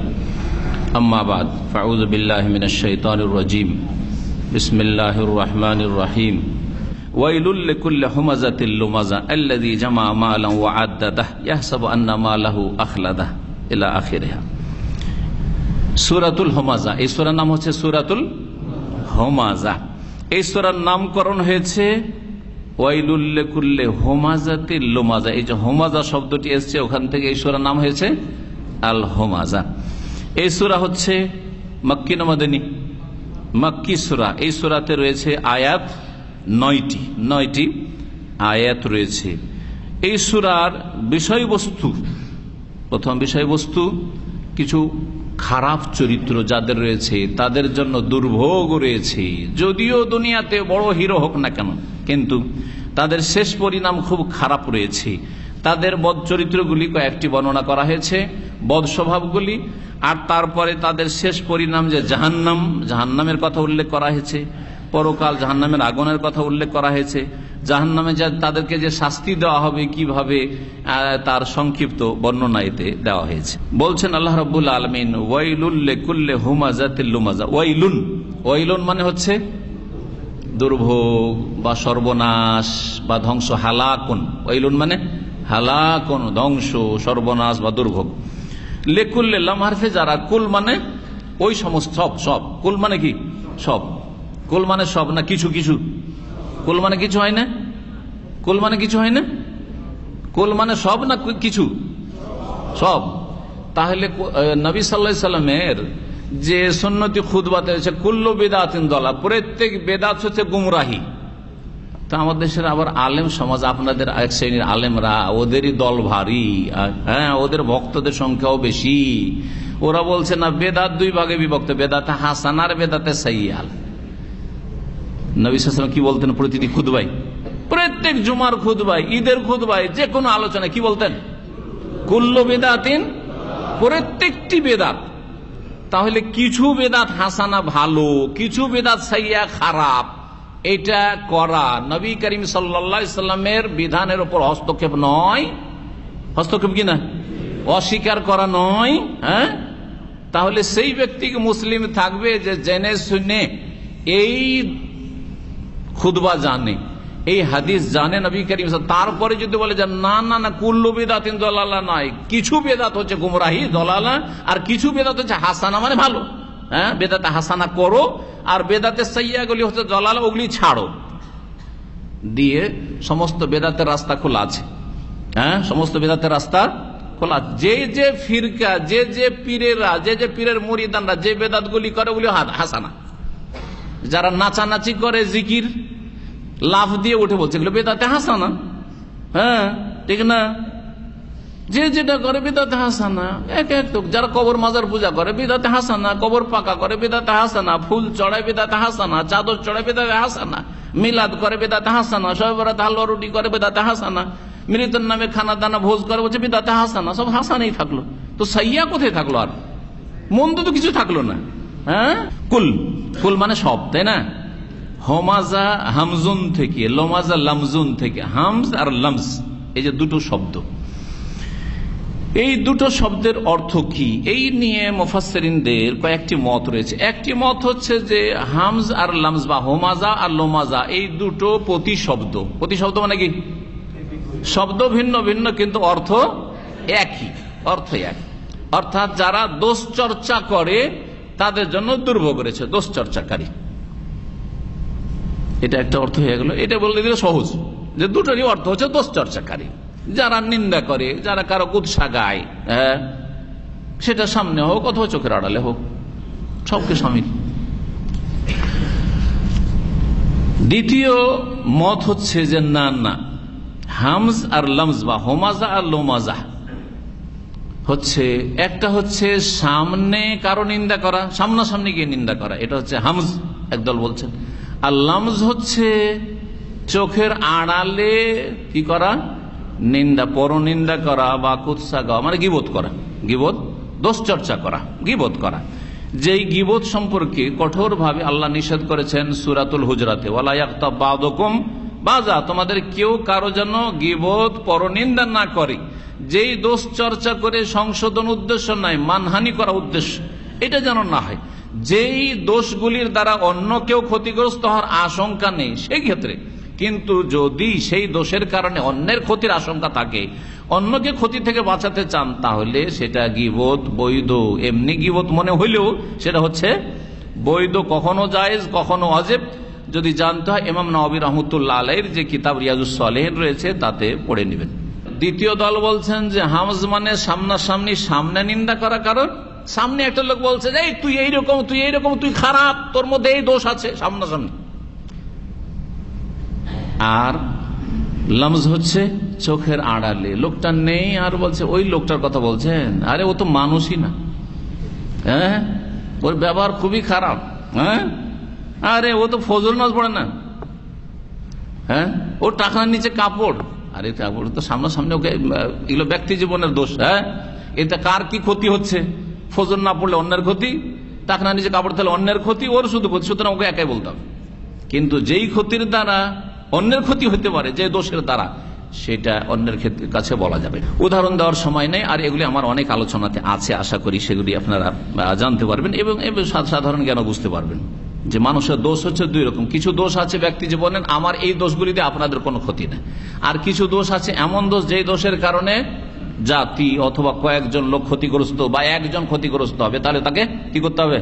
সাবধান করে দিতে হবে। একজন লোকের হাত বাড়ি, টাকা পয়সা নিলে আর দেবে না, ও নিয়ে টান দেব, ঠিক না? আর একজন লোক বলছে ভাই অমুক ধার চাইছে, কি করবো, দেবো, দিয়ে দেন, অসুবিধা নেই, জায়েজ না, খবরদার দিবেন না। একবার চরম হাত ভারী, বেঈমান বলে দিতে হবে। গীবত হলো নাকি? জায়েজ বরং অজেব কাজ হলো, অজেব কাজ করলেন আপনি। জি, হামজার লামজ হয়ে গেল। তাহলে কেউ এর বিপরীত করেছেন, হোমাজা মানে হচ্ছে চোখের আড়ালে, হ্যাঁ, কি করা, গীবত করা, পরনিন্দা করা। আর লোমাজা মানে হচ্ছে যারা সামনাসামনি নিন্দা করে কারো। জি হ্যাঁ, আচ্ছা, কোনটাতে বেশি ক্ষতি, কোনটা বড় পাপ? সামনে কারো দোষ চর্চা করা, সামনে নিন্দা করা, না চোখের আড়ালে দোষ চর্চা করা? কোনটাতে বেশি পাপ? হ্যাঁ, চোখের আড়ালে। চোখের আড়ালেটা, কেউ কেউ বলেছে চোখের আড়ালে যদি কারো নিন্দা করা হয় বা কুৎসা গাওয়া হয় বা বদনাম করা হয়, গীবত করা হয়, সেটা বড় পাপ, গীবত বেশি বড় কাবিরা গুনাহ। কেন? কারণ সেই ব্যক্তি জানতে পারলো না, সুতরাং সংশোধন হলো না, এক। দুই নম্বর কথা, হ্যাঁ, সেই ব্যক্তি হয়তো প্রতিবাদ করে নিজের সাফাই প্রকাশ করতে পারত যে না ভাই আমি এরকম নয়, আপনি ভুল বুঝেছেন, এটাও বলার সুযোগ পেল না। কথা ঠিক না? জি হ্যাঁ, সে আপনাকে ভালোবাসছে, আপনাকে ভালোই মনে করছে, কিন্তু আপনি তার অবস্থা খারাপ করে দিলেন, বদনাম করে, তাই না? করছেন না? ভাই আপনার সম্পর্কে আমি কিছুই জানি না যে আপনি এত খারাপ আমাকে বলেছেন, আর আপনি আমার বিরুদ্ধে উল্টা পাল্টা মেলা কিছু বলে রেখেছেন, আমি জানি না, ঠিক না? তাহলে এই দিক থেকে বড়, এটা গুনাহ বড়। এই দিক থেকে, এইদিকে লক্ষ্য করলে দিক আছে সামনাসামনি যার নিন্দা করলেন, আরেকটা দিক আছে যেই ক্ষেত্রে এটাও কাবিরা গুনাহ, এটাও কম না। কারণ সামনে যদি কারো নিন্দা করা হয়, তাতে তাকে বেশি অপমান করা হয়, অপদস্থ করা। সামনাসামনি একটা লোককে বললেন তুমি মানুষ নাকি, হ্যাঁ, তোমার ওদের মানুষের চামড়া মনে হয় নাই, যদি হ্যাঁ তুমি এইরকম খারাপ, এত খারাপ, এত খারাপ যে সামনে বলে দেন, লোকজন শুনছে, এত অপমানিত হইল, বেচার কি করবে, উপায় নেই, তাই না? তাহলে তাকে যে অপমান অপদস্থ বেশি করা হলো, এই দিক থেকে এটা গীবতের চাইতে বড় হয়ে গেল। এই দিক থেকে গীবত অন্য দিক থেকে বড় হচ্ছে, কিন্তু এটা অন্য দিক থেকে অপমানের দিক থেকে বেশি বড়। কথা বুঝতে পারছেন না? এই জন্য কেউ এটাকে বড় অপরাধ বলেছেন, কেউ এটাকে বড় অপরাধ বলেছেন। তাহলে এই দু তিনটা তাফসির হলো। শেষ আরেকটি তাফসির করি, সেটা হচ্ছে কেউ কেউ বলেছেন যে হামজ মানে হচ্ছে হাতের ইশারায় বা চোখের ইশারায় কারো সম্পর্কে কি করা, বদনাম করা বা কাউকে খারাপ বলা, চোখের ইশারা। জি হ্যাঁ, চোখের ইশারায়, ওই লোকটা না, বুঝছেন, মুখে কিচ্ছু বললো না, আরে বলি হাতের ইশারাতে, বেকার হয়ে গেল কাজ, তাই না? জি হ্যাঁ, চোখের ইশারা অথবা হাতের ইশারাতে। আর লমজ মানে হচ্ছে জবান দ্বারা, বিল্লিসান। লমজ মানে হচ্ছে জবান দ্বারা, জবান দ্বারা যদি কাউকে খারাপ বলা হয় সেটা হচ্ছে লমজ করা। তো এখন তর্জমা করি তাহলে, ওয়াইলুন দুর্ভোগ, লেকুল্লে ওই সমস্ত মানুষের জন্য, ওই সমস্ত লোকের জন্য যারা সামনাসামনি নিন্দা করে অথবা অসাক্ষাতে কি করে, বদনাম করে, পরনিন্দা করে, বা অসাক্ষাতে গীবত করে, জি দোষ চর্চা করে। যারা সামনাসামনি দোষ চর্চাকারী, নিন্দাকারী অথবা চোখের আড়ালে গীবতকারী, তাদের প্রত্যেকের জন্য কি রয়েছে, দুর্ভোগ রয়েছে, সর্বনাশ রয়েছে, ধ্বংস রয়েছে। এই হল তাফসীর।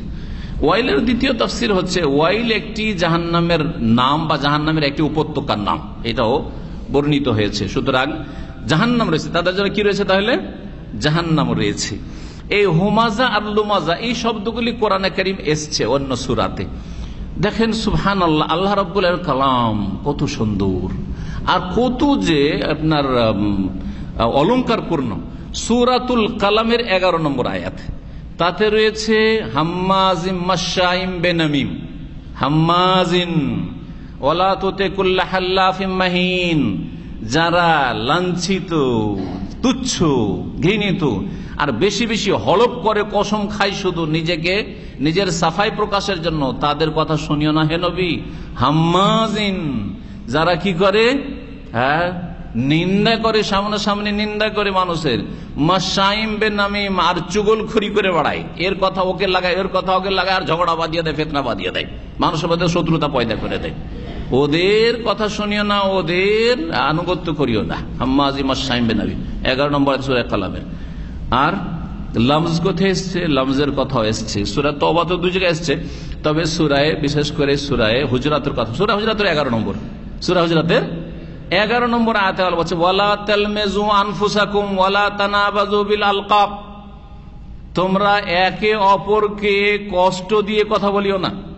তালমিজু আনফুস, একে অপরকে কি করিও না, জবান দ্বারা কষ্ট দিও না, জবান দ্বারা কষ্ট দিও না, আঘাতমূলক কথা বললেন, অথবা কারো নিন্দা করলেন, অথবা কারো গীবত করলেন, যে অর্থগুলি, বিভিন্ন যে অর্থগুলি করা হয়েছে, সবগুলি অর্থ সেখানে ফিট করা যেতে পারে। তাহলে ওয়ালা তালমিজু আল্লাযীনা ইয়ালমিজুনাল মুতাওয়্যিনা ফিস সাদাকাত, জি মুনাফিকদের সম্পর্কে আল্লাহ বলছেন সূরা তাওবাতে, যারা ধার্মিক লোকদের মুতাওয়া, ওখান থেকে এরা মুতাওয়া শুরু করেছে। একদিন আলোচনা করেছে, ওইটা আলোচনাতে যাবো না, আর মুতাওয়া বলা ঠিক নয়, এটা বলতে আর যাবো না এখন।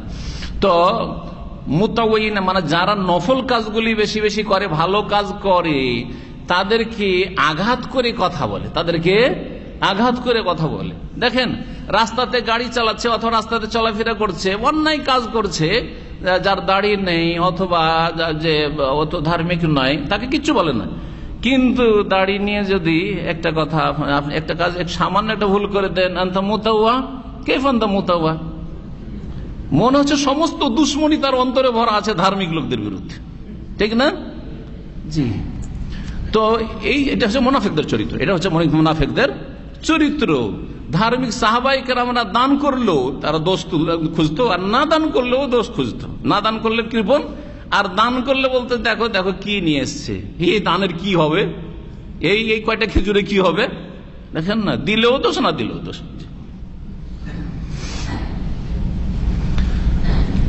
তাহলে দুটো দোষ হয়ে গেল। কি? যারা সামনাসামনি কারো নিন্দা করে বা চোখের আড়ালে বদনাম করে, গীবত করে, দোষ চর্চা করে, তাদের জন্য সর্বনাশ দুর্ভোগ রয়েছে। এগুলি হচ্ছে খারাপ দোষ। এই খারাপ দোষ কোন মুসলিমের মধ্যে থাকবে না।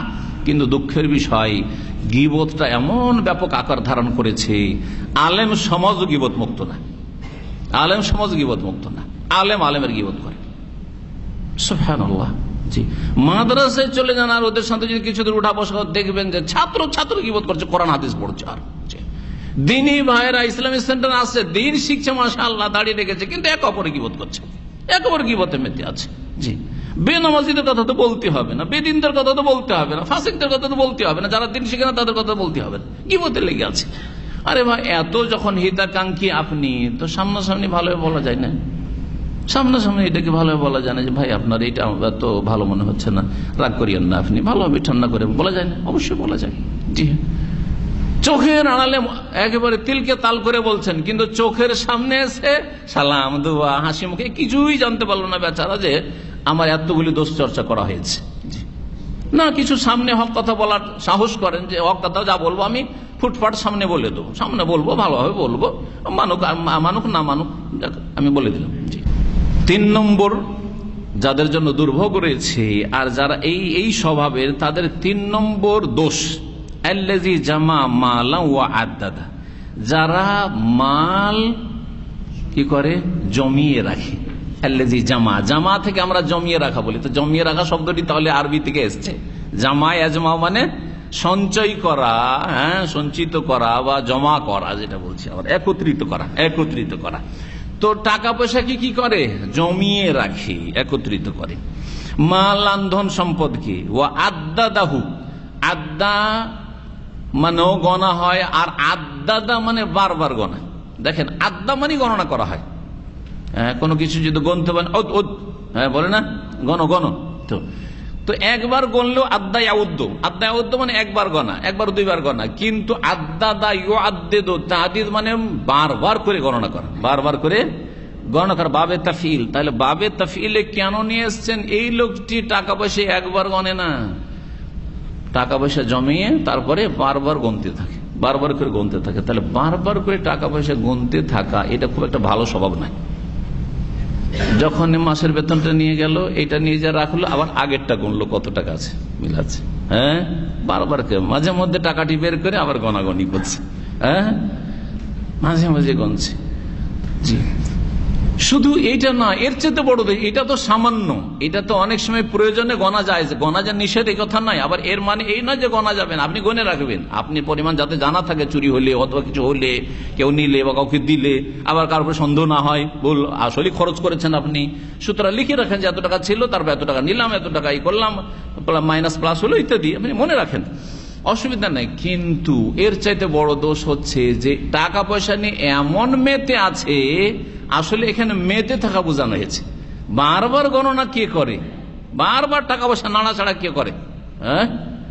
যে টাকাটা তার কাছে অত্যন্ত প্রিয়। ছোট বাচ্চাদের দেখেছেন, আল্লাহ যে পয়সার মায়া কত যে মানুষের অন্তরে দিয়েছে, বড়দের চাইতে ছোটদের অন্তরে বেশি পয়সার মায়া, আর যুবকদের চাইতে বৃদ্ধ বুড়াদের অন্তরে বেশি টাকা পয়সার মায়া না? পরীক্ষা করে দেখিয়ে। জি হ্যাঁ, ছোট বাচ্চা 5টা টাকা বা 1টা টাকা কেউ দিয়ে দিয়েছে, কোন আঙ্কেল এসে 1টা টাকা দিয়ে দিয়েছে, ও টাকাটা রেখে ওর শান্তি হয়নি, বারবার বের করছে, আবার নিয়ে ঘুরছে, আবার রাখছে, আবার নিচ্ছে। ওর আম্মু যদি নিয়ে নেয়, ওর বাবা যদি নিয়ে নেয়, আবার দেন আমার টাকাটা, দেন, কই টাকাটা আমার দেন। সুবহানাল্লাহ। দেখছেন আল্লাহ যে মানুষের মধ্যে পয়সার কত মায়া ঢুকিয়ে দিয়েছেন, সুবহানাল্লাহ। এটা হচ্ছে ফিতরাতান, জি হ্যাঁ, প্রাকৃতিক। এটা জি, এই যে স্বভাবটা মানুষের আছে, এতে থেকে মুক্তি লাভের উপায় হচ্ছে আখিরাত মুখী হওয়া, তাকওয়া এবং জুহুদ, দুনিয়া বিমুখতা, দুনিয়ার লোভ লালসা কমানো। যে এত টাকা পয়সা, এক্ষুনি তো মত চলে আসতে পারে, নাচবে না? এখনই আপনাদের মত আসতে পারে, এখনই আমার মত আসতে পারে। সুবহানাল্লাহ। এইরকমই আমাদের ভাইরা হঠাৎ করে যেখানে দুর্ঘটনা বসেছিল অথবা ঘুমিয়েছিল, কল্পনা করতে পারেনি যে এই রকমের আমাদের উপর বিপদ আসবে আর মত হয়ে যাবে একসাথে। সুবহানাল্লাহ, চিন্তা করেন। তাহলে তো টাকা পয়সার বলছিলাম যে আসক্তি মানুষের মধ্যে রয়েছে, এতে থেকে মুক্তির উপায়। এই যারা খারাপ, যাদের জন্য দুর্ভোগ রয়েছে, যাদের জন্য ওয়াইল নামক জাহান্নাম রয়েছে, তারা টাকা পয়সা সঞ্চয় করে আর তারপরে বারবার করে গণনা করে, মানে ওতেই মেতে আছে। টাকা পয়সা এমন মেতে আছে, নামাজের সময় এখন ক্যাশ গুনছে, এই দরজাটা বন্ধ করে দিয়ে এখন ক্যাশ গুনছে, এতক্ষণ সেল করলে এখন ক্যাশ গুনছে। এদের জন্য জাহান্নাম। টাকা পয়সা গণনা করতে গিয়ে ফরজ ইবাদত বন্দেগী ভুলে গেল বা ছেড়ে দিল। টাকা পয়সা গণনা করতে গিয়ে সে ফরজ এত গণনা, এত টাকা পয়সার মায়া যে জাকাতই দিল না, এদের জন্য জাহান্নাম রয়েছে। তাহলে এখানে যাদের নিন্দা করা হয়েছে, শুধু গণা নয়, প্রয়োজনে গুনবেন আপনি, প্রয়োজনে একবারের জায়গায় কয়েকবার গুনতে পারেন যে দেখি ভুল হইল নাকি, অসুবিধা নেই। কিন্তু আসল হচ্ছে এখানে গণনা বলতে টাকার মায়া, টাকার লোভ, লালসা, অত্যন্ত লালসা, এমন লালসা যেটা কৃপণ বানিয়ে দিয়েছে, যেটা ফরজ জাকাত দিতে বাধা দিয়েছে, বাপ মাকে একটা টাকা পয়সা দিতে বাধা দিচ্ছে, ভাই বোনকে টাকা পয়সা দিতে বাধা দিচ্ছে, আত্মীয় স্বজনদের দেখাশোনা করতে বাধা দিচ্ছে, সাদকা খেরাত তো করার প্রশ্নে উঠে না, ফরজে যেখানে আদায় করে না, ওদের জন্য ওয়াইল নামক জাহান্নাম রয়েছে, ওদের জন্য দুর্ভোগ রয়েছে। কেন এত টাকা পয়সার মায়া? আল্লাহ বলছেন ইয়াহসাবু আন্না মালাহু আখলাদা, তার ধারণা, হাসেবা ইয়াহসাবু সামি আসমা, ওর মানে হচ্ছে ধারণা করা, তাদের কি ধারণা, ধারণাটা বিশ্বাসের চাইতে দুর্বল ধারণা, কিন্তু সেটা অবস্থা। তাদের ধারণা কি যে আন্না মালাহু, তার ধন সম্পদ, আখলাদাহু, তাকে অমর করে রাখবে। আখলাদাহু মানে তাকে চিরকাল রাখবে, খুলদ থেকে, জান্নাতুল খুলদ বলছে না, স্থায়ী জান্নাত, খালেদিনা ফিহা, জান্নাতে চিরকাল থাকবে। জাহান্নামীরা জাহান্নামে খালেদিনা ফিহা, সেখানে চিরকাল থাকবে। আসছে না? তো খালাদা, খা লাম দাল, এর মানে হয় স্থায়ী হওয়া। তো তাকে স্থায়ী করে রাখবে, চিরস্থায়ী করে দিবে, কখনো মরবে না, তাকে অমর করে রাখবে। ইয়াহসাবু, তার ধারণা যে আন্না মালাহু আখলাদা, তার ধন সম্পদ তাকে অমর করে রাখবে। তো যাদের কাছে অনেক পয়সা আছে তারা কি মনে করে নাকি যে ধন সম্পদ তাকে অমর করে দিবে, কোনোদিন মরবে না? অমর মনে করে না, কিন্তু মনে করে যে, কল্পনাও করে না, যারা টাকা পয়সা নিয়ে মেতে আছে কল্পনাও করে না যে এক্ষুনি হার্ট অ্যাটাক হয়ে আমি মরে যেতে পারি। ও ভাবছে অনেক বাঁচবো, এখন অনেক দিন বাঁচবো, 25-50 বছর বাঁচবো, আমি মনে হয় 100 বছরের বেশি বাঁচবো, আর সব আমার আগে মরবে। এগুলি কখন পয়দা হয়? যখন পয়সার মায়াটা খুব বেশি হয়ে যায়, পয়সার মায়া আর লোভ লালসা খুব বেশি হয়ে যায়। দুনিয়ার লোভ লালসা এত বেড়ে যায় যে ইয়াওয়াদ্দু আহাদুহুম লাউ ইউআম্মারু আলফা সানা, ইহুদিরা সবচেয়ে বেশি পুঁজিপতি বর্তমানেও আর আগেও, এরা সবচেয়ে বেশি হারাম খায়, সুদ খায় পৃথিবীর মধ্যে। ইহুদিদের সম্পর্কে আল্লাহ কোরআনে কারীমে কি বলেছেন? ইয়াওয়াদ্দু আহাদুহুম, তারা পছন্দ করে, তারা লাইক করে যে আইয়ুআম্মার আলফা সানা, যে 1000 বছর বাঁচুক। মরতে চায় না, তারা মনে করে যে চিরকাল থাকবো। 1000 বছর মানে কি কম নাকি? চিরকালই বলতে হবে তার জন্য। এইরকম তো পয়সা, যার পয়সার লোভ যার মধ্যে বেড়ে যায়, তারা এইরকম মনে করে যে পয়সা আমাকে অমর করে রাখবে। পয়সার জন্য এত কামড়ে ধরে আছে, 70-80 বছর বয়স হয়ে গেছে, পয়সা, সামান্য পয়সা নিয়ে ঝগড়া, রিক্সাওয়ালার পয়সা দিতে গিয়ে কৃপণতা, হ্যাঁ, ট্যাক্সির ভাড়া দিতে গিয়ে না 10 রিয়াল দেবো না, 5 রিয়াল, কৃপণতার শেষ নেই। বাড়ির যে চাকর নকর আছে, কাজের ছেলে মেয়ে আছে, তাদেরকে বেতন দিতে গিয়ে কৃপণতার শেষ নেই। কি করবে? তোমার 60-70 বছর বয়স হয়ে গেছে, তুমি ফরজ হকটা আদায় করছো না মানুষের। আল্লাহু আকবার। তো এই হচ্ছে চরিত্র। আবার কেউ কেউ তাফসীর করেছেন ইয়াহসাবু আন্না মালাহু আখলাদা, যে তার ধারণা যে তার ধন সম্পদ তার সাথে চিরকাল থাকবে, তাহলে তাকে অমর করে রাখবে। এটা হচ্ছে শাব্দিক অর্থ, আগের তাফসীরটাই বেশি কাছাকাছি শাব্দিক অর্থের সাথে। কিন্তু কেউ কেউ এইরকম তাফসীর করেছেন যে তার ধন সম্পদ তার সাথে চিরকাল থাকবে, অথচ কারো সাথে ধন সম্পদ চিরকাল থাকবে না। হয় ধন সম্পদ থেকে যাবে, আপনি চলে যাবেন, ভোগ করবে পরে অন্য লোকেরা, আর না হইলে আপনি ফেল করে তাকিয়ে থেকে আপনার সামনে ধন সম্পদ আসলো আর বেরিয়ে চলে গেল, পথের ফকির হয়ে গেল। হতে পারে না? চিকিৎসা করতে গিয়ে 10-20 লাখ টাকা চলে গেল, সব যা নিয়ে গেছেন সৌদি আরব থেকে 20 বছরে, সব শেষ, জমি জায়গা বিক্রি করে সব শেষ, সুস্থ হইতে পারলেন না। ঠিক, আল্লাহর আযাব মানুষ আসলে বুঝে না, যখন মানুষের অন্তর্দৃষ্টি হারিয়ে যায় তখন বুঝে না। কাল্লা, কোশ্চিন কালেও না, মানে আগের যে ধারণা তার, সেটা কোশ্চিন কালেও না যে তাকে অমর করে রাখবে, তার ধন সম্পদ কোশ্চিন কালেও না। লাইম বাজান্না ফিল হোতামা, একদিন মরবে, আর মরলে অবশ্যই অবশ্যই সে নিক্ষিপ্ত হবে। নাবাজা ইয়ানবজু মানে কোনো কিছু ছুঁড়ে ফেলা, নাবাজা ইয়ানবজু মানে ছুঁড়ে ফেলা, তুচ্ছ তাচ্ছিল্য করে ছুঁড়ে ফেলা, বরং এমনি ছুঁড়ে ফেলা না, কোনো কিছুকে ঘৃণা করে যদি ছুঁড়ে ফেলেন ওইটাকে নাবাজা বলা হয়। তো জাহান্নামীদেরকে যে জাহান্নামে ফেলা হবে তুচ্ছ তাচ্ছিল্য করে, মাথার ভরে মুখের ভরে ফেলা বা আছাড় দিয়ে ফেলা হবে। সেই জন্য এই নাবাজা শব্দটি আল্লাহ উল্লেখ করেছেন, লাইম বাজান্না, অবশ্যই অবশ্যই, লাম তাকিদ নুনে তাকিদ, আরবি গ্রামার যারা বুঝেন এটা কি বলে, নুনে সাকিলা, তাকিদের ওপর তাকিদ, অবশ্যই অবশ্যই তাকে ফেলা হবে, নিক্ষেপ করা হবে। কোথায়? ফিল হোতামা, হোতামাই। হোতামা কি জিনিস? হাতামা ইয়াহতেম মানে হচ্ছে চূর্ণ বিচূর্ণ করা, ভেঙে ফেলে দেওয়া, একবারে টুকরো টুকরো করে দেওয়া। তো জাহান্নামের একটি নাম হচ্ছে হোতামা, জাহান্নামের অনেকগুলি নামের একটি নাম হচ্ছে হোতামা। হোতামা কেন বলা হয় জাহান্নামকে? জাহান্নামে যাকে ফেলা হবে তাকে জাহান্নাম তার আগুনে জ্বালিয়ে চূর্ণ বিচূর্ণ করে দিবে, কিন্তু মরণ আসবে না, শেষ করে দিবে কিন্তু মরণ আসবে না। সুবহানাল্লাহ। দুনিয়ার আগুনের পোড়া অত মুশকিল নাই, দুনিয়ায় মুশকিল মনে হচ্ছে কিন্তু মুশকিল না। কয়েক মিনিট জ্বলার পরে বেহুশ হয়ে যাবে, একটু জ্বলার পরে বেহুশ হয়ে যাবে আর শ্বাসরুদ্ধ হয়ে, আর তারপরে কিছুক্ষণের পরে মারা যাবে।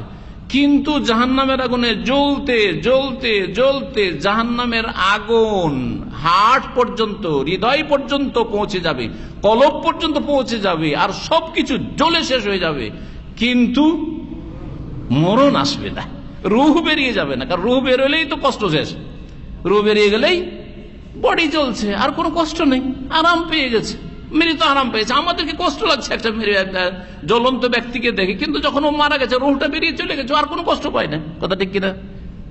জি, সেই জন্য খুলুদুল ফালামত, জাহান্নামে জাহান্নামীদেরকে ফেলে দেওয়ার পরে আর জান্নাতে জান্নাতীদেরকে দেওয়ার পরে আল্লাহ রাব্বুল আলামিন ঘোষণা করবেন কি, ইয়া আহলাল জান্নাহ, হে জান্নাতীরা, জান্নাতীরা। সবাই তাকিয়ে দেখে, ভয়ে ভয়ে তাকিয়ে দেখে। জান্নাতীদের কেন ভয় হবে কি জানি, আল্লাহ এখনই জান্নাতে দিলেন, আবার ডেকে জাহান্নামে দিবেন নাকি, ডাকছে কেন?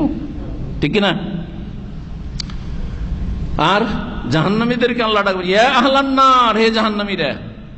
জাহান্নামীদেরকে যখন ডাকবেন আল্লাহ, তখন জাহান্নামীরা আশা করে যে হতে পারে আমাদের সম্পর্কে আল্লাহর কোনো একটা অন্য ফয়সালা হয়েছে, হয়তো আল্লাহ উদ্ধার করবেন মনে হয়। এরা ভালো আশা করবে আর এরা ভয়ে ভীত থাকবে জান্নাতীরা। সবাই যখন তাকাবে তখন তাদেরকে বলা হবে যে দেখো, মৌতকে জবাই করে দিলাম, মৌতকে একটা জীবের আকারে জবাই করে দিলাম, আর তারপরে বলে খুলুদুন ফালামত, তোমরা চিরকাল থাকো জান্নাতীরা, আর কোনোদিন মত হবে না। জান্নাতীদের খুশির শেষ থাকবে না, আনন্দের শেষ থাকবে না, আর মরবো না, মরলে তো শেষ। আরে রাজাও তো মরার ভয় আছে, যার ফলে কখন যে মরে যায়, কখন যে মরে যায়, তাই না? কিন্তু জান্নাতে মরণের কোনো ভয় নেই, খুলুদুন ফালামত, খুশির শেষ থাকবে না। আর ইয়া আহলান নার, জাহান্নামীদেরকে যখন বলা হবে খুলুদুন ফালামত, চিরকাল থাকবে, কোনো মত নেই, তখন জাহান্নামীদের শোকের শেষ থাকবে না, দুঃখের শেষ থাকবে না। হাই, মরে গেলেও তো একটু আরাম পেতাম, কারণ দুনিয়াতে মানুষ যখন খুব কষ্টে থাকে, এত বেদনাদায়ক মানে রোগ, এত কষ্ট, পেটের ব্যথায় আর যন্ত্রণায় থাকতে পারে না, শরীর এত খারাপ থাকতে পারছে না, ক্যান্সারের যন্ত্রণায় থাকতে পারে না, কি করে? যদি মরে যেতাম, হাই আল্লাহ যদি মরে যেতাম, আল্লাহ যদি মরে যেতাম, করে না? জি হ্যাঁ, জাহান্নামীরাও করবে। জাহান্নামীরা বিভিন্ন দরখাস্ত করবে, তার মধ্যে একবার বলো, ইয়া মালিক লিয়াকজি আলাইনা রব্বুক। জাহান্নামের যে অধিপতি ফেরেশতা, মালিক তার নাম, খাজেনুন নার, জাহান্নামের যে পাহারাদার, যিনি প্রধান, তার নাম হচ্ছে মালিক। আল্লাহ কি বলবেন? আল্লাহ কোরআনে কারিমে ইরশাদ করেছেন যে জাহান্নামীরা বলবে কি, লিয়াকজি আলাইনা রব্বুক, তোমার রব যেন আমাদের মরণ করে দেন, একটু তুমি আল্লাহর কাছ থেকে আমাদের জন্য পারমিশন করাও যে মরণ চলে আসুক। আল্লাহু আকবার, মরণ চলে আসুক, মরণ আসলে হয়তো আরাম পাবো। তো জাহান্নামের আগুন হচ্ছে হোতামা, চূর্ণ বিচূর্ণকারী। কিন্তু হোতামাটা কি, যখন কোরআন নাযিল হয় তখন তার জানা ছিল না সাহাবায়ে কেরামদের, ঠিক কিনা?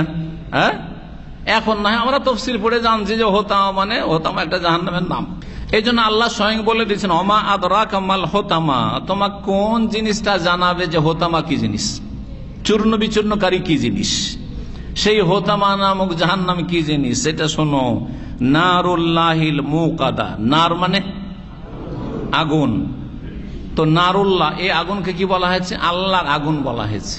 আল্লাহর আগুন, মানুষের আগুন নয়। এই যে সামান্য আগুন আছে, কার আগুন? আল্লাহর তৈরি করা আগুন, আল্লাহর সৃষ্টি করা আগুন, যে আগুনের তাপমাত্রা হচ্ছে দুনিয়ার আগুনের চাইতে 70 গুণ বেশি, 70 ভাগের 1 ভাগ দুনিয়ার, তার মানে 69 গুণ আরো বেশি। এর ওপর 69 প্লাস করতে হবে, যোগ করতে হবে, এত তাপ, সুবহানাল্লাহ। অথচ দুনিয়ার আগুন দিয়ে জ্বালালেই তো যথেষ্ট ছিল। কিন্তু জাহান্নামের এই কঠোর শাস্তি হবে জাহান্নামীদের জন্য, যারা স্থায়ী অথবা অস্থায়ী।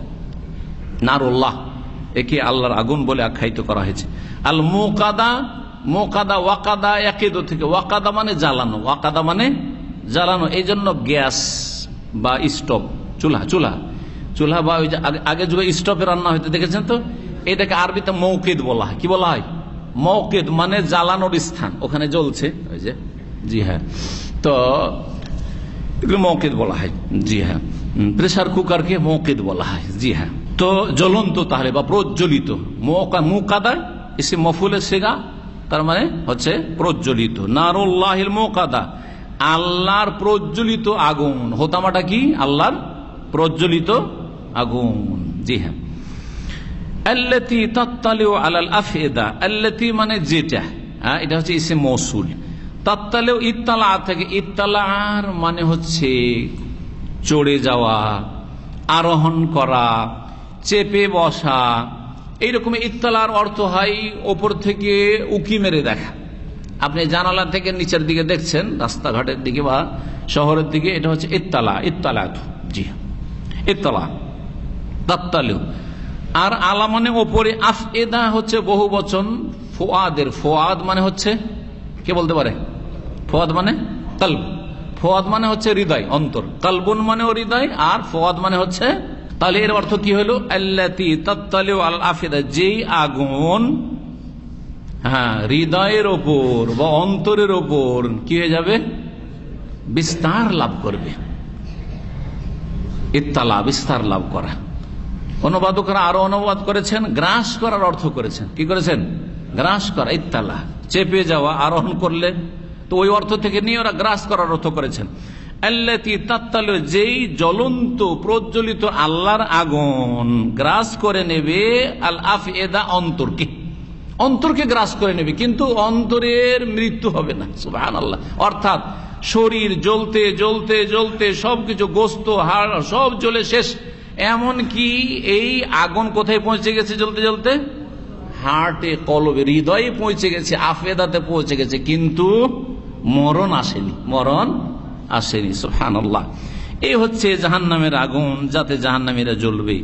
আরো বলছেন জাহান্নাম সম্পর্কে, ইন্নাহা আলাইহিম মুসাদা, শুধু তাই নয়, দেখেন আগুন যদি জ্বলে আর খোলা থাকে তো চারিদিকে তাপটা ছড়িয়ে পড়ে, তখন তাপমাত্রা একটু কমে আসে। যখন চারিদিকে ছড়িয়ে পড়ে তখন তাপমাত্রা কমে আসে। রান্না করছেন তো আপনারা তো বেশি বুঝছেন। যদি আপনি ভাত যখন পাক করছেন বা ডাল পাক করছেন বা তরকারি পাক করছেন, যদি আপনি ঢাকনাটা খুলে রাখেন, তাহলে ভাপগুলি গিয়ে পাক হইতে দেরি লাগবে, পাক হতে বা সিদ্ধ হতে কি লাগবে? দেরি লাগবে। কিন্তু সেটা যদি বন্ধ করে, ঢাকনা বন্ধ করে রাখেন, হ্যাঁ, মাছ ফ্রাই করে, সময় আছে একটু, তো মাছ ফ্রাই করে এক শ্রেণীর লোকেরা খোলা রেখে মাছ ফ্রাই করলে মাছ তো শুকিয়ে যায় ফ্রাই হইতে হইতে, কিন্তু নরম হয় না, সিদ্ধ হয় না, ভিতরটা অনেক সময় নরম হয় না, একবার শুকিয়ে গেছে। এটা আবার অনেকে পছন্দ করে। আবার আরেকটা মাছ ফ্রাই হচ্ছে, আপনারা বেশি বুঝেন, সেটা হচ্ছে ঢেকে রেখে যদি সিদ্ধ করেন, ফ্রাই করছেন কিন্তু ঢেকে রেখে, তাহলে কি হবে? নরম হয়ে গেছে, ফ্রাইও হয়েছে, আর সুন্দর, খেতেও আরাম, ছুটিয়ে ছুটিয়ে খান। হ্যাঁ, আর ওটা দাঁতে কামড়িয়ে খেতে হচ্ছে, শক্ত হয়ে গেছে, কোনো স্বাদও নেই। জি, তো যেটা বলছিলাম সেটা হচ্ছে যে যদি জাহান্নামের আগুনটা খোলা থাকতো তাহলে তাপ কিছুটা কম হইতো। খোলা না, বন্ধ। দেখেন প্রেসার কুকার, যেটা 1 ঘন্টা লাগে গরুর গোস্ত পাক করতে বা 2 ঘন্টা লাগবে সিদ্ধ করতে, প্রেসার কুকারে দিলে 15-20 মিনিটের মধ্যে শেষ। হচ্ছে না কেন? মুসাদা মানে মুগলা খাতুন, বন্ধ করা আছে, কোন রকমের ছিদ্র না, একটু ভাপও বের হতে পারে না, ভাপও বেরোতে পারে। তো জাহান্নামটা ওই রকমই, জাহান্নামের দরজা জাহান্নামে ফেলে দিয়ে কি করে দেওয়া হবে? মুসাদাতুন মানে মুগলা কাতুন আল আবুয়া, বন্ধ করে দেওয়া হবে। জি হ্যাঁ, বন্ধ করে দেওয়া হবে। এই বন্ধ করা হচ্ছে শাব্দিক অর্থ মুসাদা, ওয়াসাদা মানে বন্ধ করা থেকে মুসাদাতুন ইসিম মাফউল সেটা মানে মুগলা কাতুন। কিন্তু এখান থেকে অনেকে ভাব অর্থ নিয়ে করেছে, সেটা পরিবেষ্টন করা থাকবে। হ্যাঁ, ইন্নাহা আলাইহিম মুসাদা, নিশ্চয় এই আগুন এই জাহান্নামীদের, যারা জাহান্নামে গেছে, এই অসৎ লোকেরা যাদের কথা বর্ণনা করা হলো, যারা দোষ চর্চা করত, নিন্দা করত, গীবত করত, যারা অত্যন্ত ধন সম্পদের লোভী ছিল, যারা মনে করত যে পরকাল হবে না, পরকালে বিশ্বাসী ছিল না, অমর থাকবে, চিরকাল থাকবে দুনিয়ায় সবকিছু, এদেরকে জাহান্নামে নিক্ষেপ করার পরে ইন্নাহা আলাইহিম মুসাদা, জাহান্নামের আগুন তাদেরকে পরিবেষ্টন করে রাখবে, ঘিরে রাখবে, অর্থাৎ বন্ধ করে দেওয়া হয়েছে দরজা। কত বড় যে দরজা, বিশাল বিশাল দরজা, এই নয় যে ছোট ঢাকনা, বিশাল বিশাল জাহান্নামের দরজা সব লক করে দেওয়া হবে, আর তাতে তারা পরিবেষ্টিত থাকবে। আর তার সাথে সাথে ফি আমাদিম মুমাদ্দাদা, ফি মানে মধ্যে, আর আমাদ হচ্ছে ইসমে জামা। আমুদ বুঝেন? আমুদ মানে খুঁটি, পিলা, তাই না? ওর বহু বচন হচ্ছে আমেদা, আমেদা হচ্ছে বহু বচন জামা, আর ইসমে জামা হচ্ছে আমাদ। অর্থাৎ এমনিতে শব্দটি তো ওয়াহেদ, কিন্তু অর্থ হচ্ছে জামা, বহু বচনের অর্থ, অর্থাৎ অনেকগুলি স্তম্ভের অর্থে, অনেক স্তম্ভের অর্থে। এখানে মুমাদ্দাদা, মাদ্দাদা ইউমাদ, মাদ্দা ইয়ামুদ্দ মানে সম্প্রসারিত করা, হ্যাঁ, দীর্ঘায়িত করা। আর মাদ্দাদা যখন মানে অনেক দীর্ঘায়িত করা, অনেক অনেক লম্বা করা বা অনেক দীর্ঘায়িত করা, এটা হচ্ছে এর অর্থ। তাহলে কি অর্থ হইল? এদেরকে জাহান্নামে নিক্ষেপ করে কি করা হবে? বন্ধ করে দেওয়া হবে। জাহান্নাম তাদেরকে পরিবেষ্টন করে রাখবে ফি আমাদিম মুমাদ্দাদা, দীর্ঘায়িত স্তম্ভ সমূহে, দীর্ঘায়িত স্তম্ভ সমূহে। এই দীর্ঘায়িত বা লম্বা লম্বা স্তম্ভ সমূহে তাদেরকে আযাব শাস্তি দেওয়া হবে। এর মানে কি? এর তফসির করতে গিয়ে বিভিন্ন তফসির আছে, কারণ নবী সাল্লাল্লাহু আলাইহি সাল্লাম এর বিস্তারিত বিশদ বিবরণ এর দেননি যে আমাদের মুমাদ্দাদা মানে কি।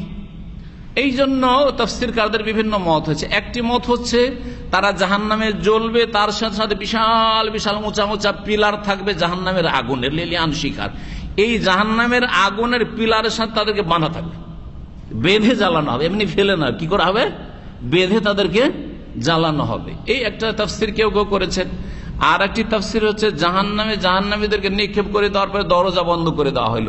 দরজা তো কখনো খুলে যেতে পারে, দরজা তো কখনো খুলে যেতে পারে, যাতে না খুলে সেজন্য সেই দরজাগুলির ওপর বিশাল বিশাল বড়ই লম্বা লম্বা স্তম্ভ কি করা হবে? চাপা দিয়ে দেওয়া হবে। জি, দরজা লক করার পরে যদি বিশাল বিশাল স্তম্ভ দিয়ে লক করা হয়, তাহলে আর খোলা যাবে? হ্যাঁ, দরজা খোলা সম্ভব মোটেই নয়। তো এটা কেউ কেউ তাফসীর করেছেন, আর কেউ কেউ তাফসীর করেছেন আরো বিভিন্ন রকমের। যেহেতু নবী করিম সাল্লাল্লাহু আলাইহি ওয়াসাল্লাম এই সম্পর্কে বিস্তারিত কিছু বলে যাননি। এক কথাই জাহান্নামে কি হবে? লম্বা লম্বা স্তম্ভ হবে, খুঁটি হবে, আর সেগুলি আগুনের খুঁটি হবে। সে আগুনের খুঁটি দিয়ে জাহান্নামীদেরকে শাস্তি দেওয়া হবে। কেমন করে শাস্তি দেওয়া হবে? এই শাস্তির ধরনটা কি আল্লাহ ভালো জানেন। এখানে আমাদের তাফসীর সূরা হুমাযার শেষ হলো। আল্লাহ যেন আমাদের নেক আমল কবুল করেন, আমাদেরকে উপকারী জ্ঞান দান করেন, সৎ আমলে তৌফিক দান করেন, গুনাহ খাতা মাফ করে দেন, জাহান্নাম থেকে রক্ষা দান করেন, জাহান্নামে যাওয়ার কথা কাজ থেকে বেঁচে থাকার তৌফিক দান করেন, জান্নাতে যাওয়ার তৌফিক দান করেন, জান্নাতে যাওয়ার জন্য ঈমান এবং নেক আমলে তৌফিক দান করেন, তৌহিদের উপর আল্লাহ কায়েম রাখেন, ঈমানের উপর কায়েম রাখেন, সুন্নাতের উপর প্রতিষ্ঠিত রাখেন। আল্লাহ আমাদের গুনাহ খাতা মাফ করে দেন। শেষখানে দোয়া করি আমাদের ওই সব ভাই বোন, শিশু, বৃদ্ধ সকলের জন্য যারা ঢাকা শহরে চকবাজারে যে দুর্ঘটনা হয়েছে আগুনের, তাতে মারা গেছেন, আল্লাহ যেন মাগফিরাত করেন, তাদের জান্নাতুল ফিরদৌস দান করেন, তাদেরকে শাহাদাতের মর্যাদা দান করেন, এবং তাদের আত্মীয় স্বজন যারা আহত রয়েছে, যারা জখম হয়ে রয়েছে বা যারা জ্বলে রয়েছে এবং বেঁচে আছেন, আল্লাহ তাদেরকে দ্রুত যেন শিফা দান করেন, পূর্ণ তাদেরকে আরোগ্য দান করেন এবং তাদেরকে ধৈর্য ধারণের তৌফিক দান করেন। এবং এই রকম শিক্ষাগুলি থেকে যারা নিরাপদ আছেন তাদেরকে শিক্ষা নেওয়ার তৌফিক দান করেন। আল্লাহ রাব্বুল আলামিন কখনো কখনো ভালো মানুষের জন্য পরীক্ষা হয়ে থাকে, আবার খারাপ মানুষদের জন্য শাস্তি হয়ে থাকে। সুতরাং এই রকমের দুর্ঘটনাগুলিতে দুটোই হয়ে থাকে আল্লাহ রাব্বুল আলামিনের। আল্লাহ যেন আমাদেরকে সব রকমের শিক্ষা নেওয়ার তৌফিক দান করেন, ভুলের সংশোধনের তৌফিক দান করেন। আল্লাহ আমাদের যেন সার্বিক নিরাপত্তা দান করেন, দিন দুনিয়ার সার্বিক হেফাজত আল্লাহ যেন দান করেন। সুবহান রাব্বিকা রাব্বিল ইজ্জাতি আম্মা ইয়াসিফুন ওয়া সালামুন আলাল মুরসালিন ওয়ালহামদুলিল্লাহি রাব্বিল আলামিন। জাযাকুমুল্লাহ খাইর।